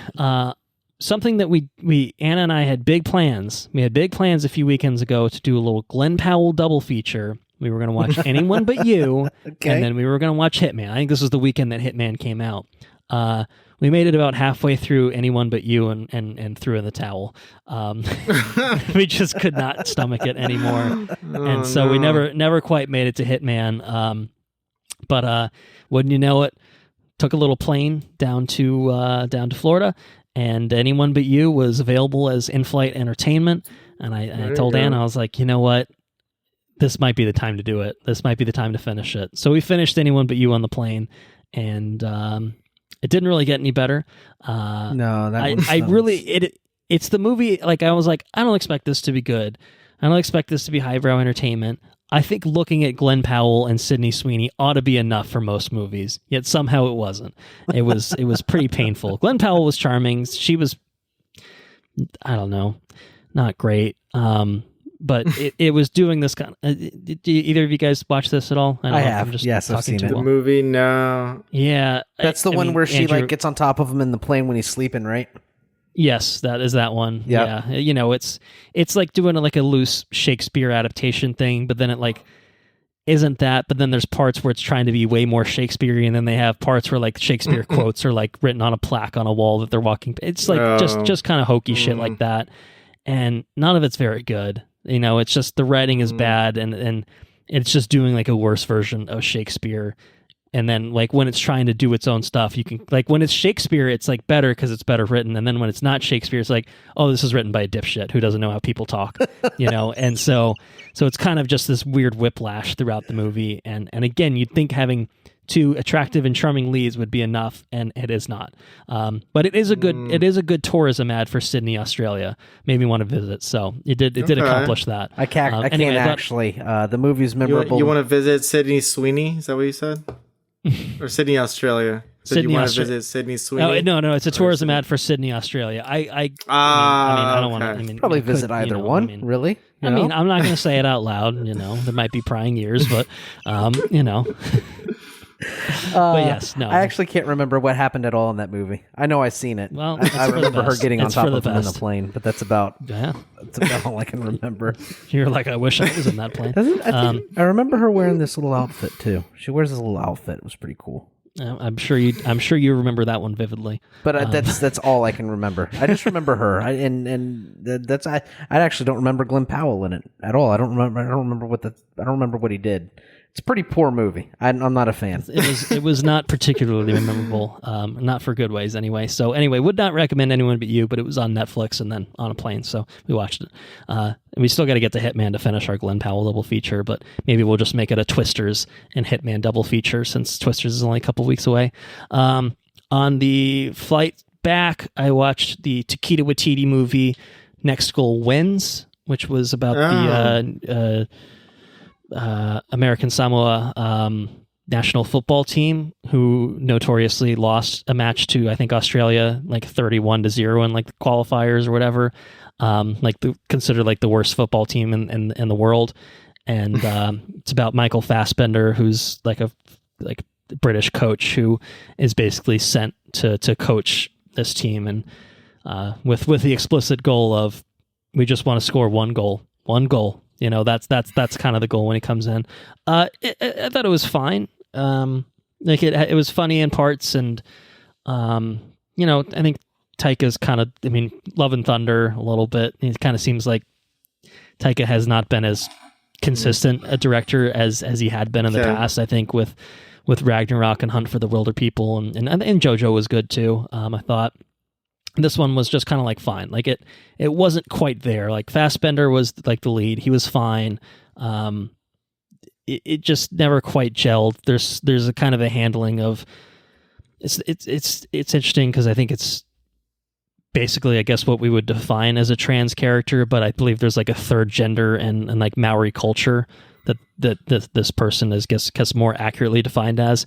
And I thought the handling of that was pretty suspect at best. And I didn't really care for that. A lot of like focus on like, well, what's between your legs and shit like that. And it's just kind of, I don't know, it's a little iffy. It came off as kind of crass and not in like, it wasn't Ace Ventura, don't get me wrong, but it wasn't great either.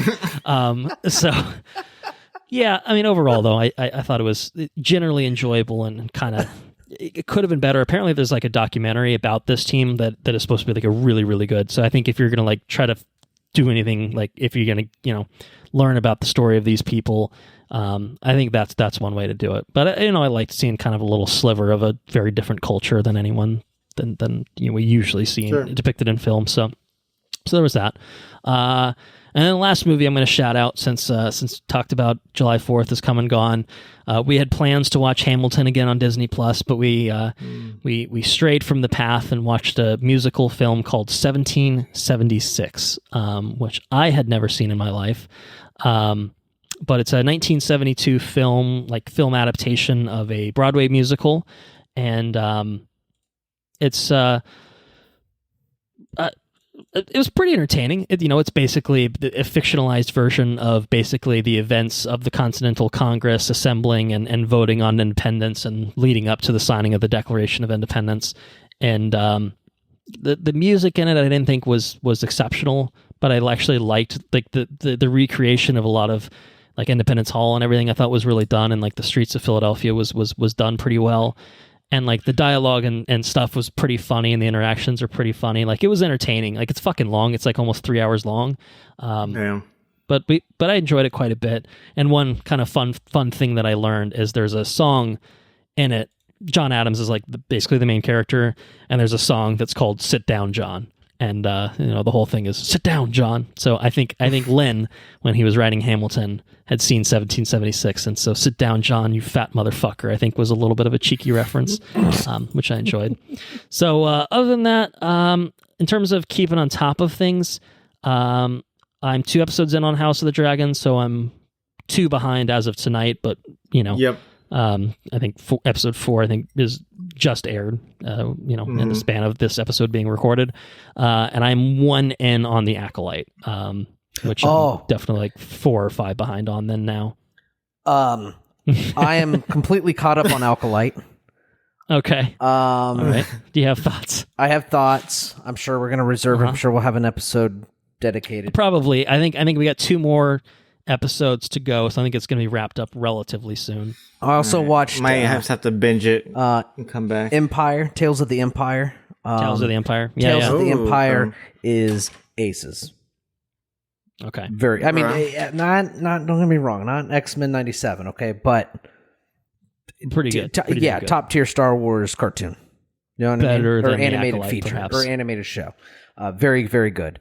And I've also started The Boys. I'm like 2 or 3 episodes into The Boys. I did start The Boys. New season of The Boys, yeah. With The Boys, I was telling Sarah, The Boys is one of those things, like, when, like, after you get done watching it, you're like, okay. Like, I really enjoyed it. It was, it was great, but it's a lot. And, I don't need to revisit it for a while, And then, like, funny enough, we were at a 1-year-old's birthday party on Saturday, and my buddy's mom says, "Have you seen this show called The Boys?" What? You're watching that? It was really, really, really funny. And then so when I got home that night, I was like, I gotta watch The Boys, because we spent a little bit of time talking about it. I got excited to watch it again, so I started watching it. It's pretty great so far. So yes. So those are the other things I've been up to. Yep. Nice. Anything else? Nope. You want to shut the fuck up while you're at it? Okay, thank you.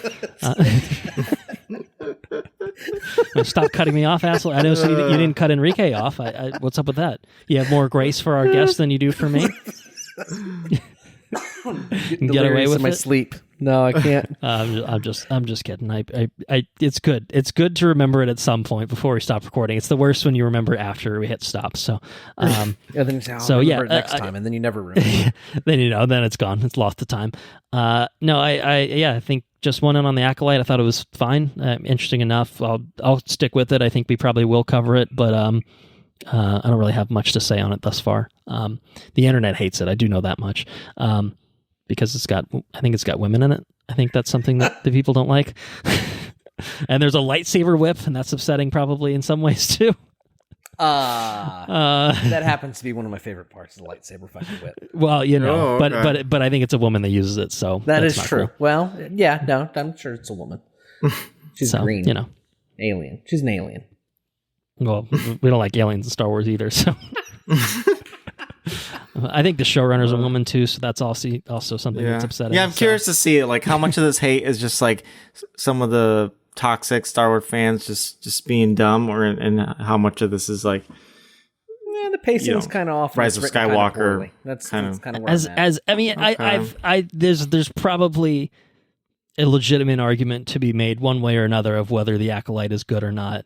But as a Star Wars fan, I have to say Star Wars fans are the fucking worst. Like, just insufferable pieces of shit. Most of them. The vast majority of them. We've gotten worse. The Star Wars fan bases. I mean, like, basically since Disney took over, it's a fucking nightmare. Like, just the discourse around anything Star Wars adjacent is just, why bother? Like, I don't mind talking to you because I think, reasonable people, or whatever, but in general, like, just throwing it out into the void. Like, we'll put an episode up on the Acolyte on YouTube, and we'll probably get thumbs downs and fucking comments about how this is, the woke agenda, I'm like, Jesus Christ, shut the fuck up. All right. Anyway, that's what I got. So, I have other things I've been up to, but I'm gonna save them for another episode, whatever episode that ends up being, so we can call it on this one. So I will say thank you all for listening. If you enjoyed what you heard, please spread the word. We're on Patreon at patreon.com/watchreviewrepeat. You can get early access to all of our regular episodes like this one, or timed exclusive access to any bonus episodes that we work on in the future. Obviously, we've done some kind of quick bonus episodes recently with Planet of the Apes and Fury Road. I think we have designs to do some X-Men, classic Fox X-Men trilogy and related movies for bonus episodes and ahead of Deadpool and Wolverine, but we're running out of time quickly, so we'll see what exactly we have time for. I've seen some X-Men movies, so yeah, we're just a few weeks removed from Deadpool and Wolverine hitting theaters. So yeah, it's good that it's coming out soon. But we're running out of time to do bonus episodes, so we'll figure it out. We'll get it sorted out. Our website's Watch Review Repeat. Nope, that's not right. Our website is watchreviewrepeat.com. We are on all the socials. Well, most of the socials. We're on Facebook, facebook.com/watchreviewrepeat. We're on Twitter at WRRpod. We are on Instagram at watchreviewrepeat. If you have any questions, comments, or suggestions, and you want to be part of a future edition of the Listener's Corner, watchreviewrepeat@gmail.com is probably the easiest way to get in contact with us. So if you've got something to say, send it our way. Our intro and outro track is Mechanolith by Kevin MacLeod at Incompetech.com, licensed under the Creative Commons by Attribution 3.0 license. And before I fully, set us up for the next episode, of course, I want to take a quick pause and say thank you, Henrique, for joining us, talking X-Men 97 with us, and obviously a slew of other things as well. Yes. Yeah, always fun to join you, especially when it's for good property. Yeah. Well, next time we have a shit one, we can bring you on too if you want to, balance things out. Hey, we can do Venom 3. Venom 3. We'll bring you. We'll do a full Sony bonus episode of Morbius, the Venoms, Madam Web, Kraven. We'll do them all. Oof. We'll bring you in for it. And when I say we'll bring you in, we'll let you record on your own, and we'll just put it up on the feed. There you go. Nice little monologue. I might enjoy it. You never know. Maybe, just maybe. Anyway, I don't know what we're doing next. Quiet Place Day 1 hit theaters. The Acolyte, as we talked about, is wrapping up in the next couple weeks. Twisters is a couple weeks away as well. Inside Out 2 did hit theaters, but I think we probably won't be seeing it in theaters. That seems like a Andrew will watch with baby at home when it hits Disney Plus kind of movie. So we could come back to that sometime down the line. I mean, we're fucking 7 months late with X-Men 97. We can just do things when we want. Yeah. You know, so I don't know. I have seen Quiet Place. You know, we could talk about that, but that's a theater trek kind of movie. Okay. So I don't know. Yeah, we'll figure it out. We'll talk about it off air and we'll reconvene at some point in the near future with something or another. And that'll be that. So, Andrew, you want to take us out? Take care now. Bye-bye then. Later's on the Demange, my X-Men.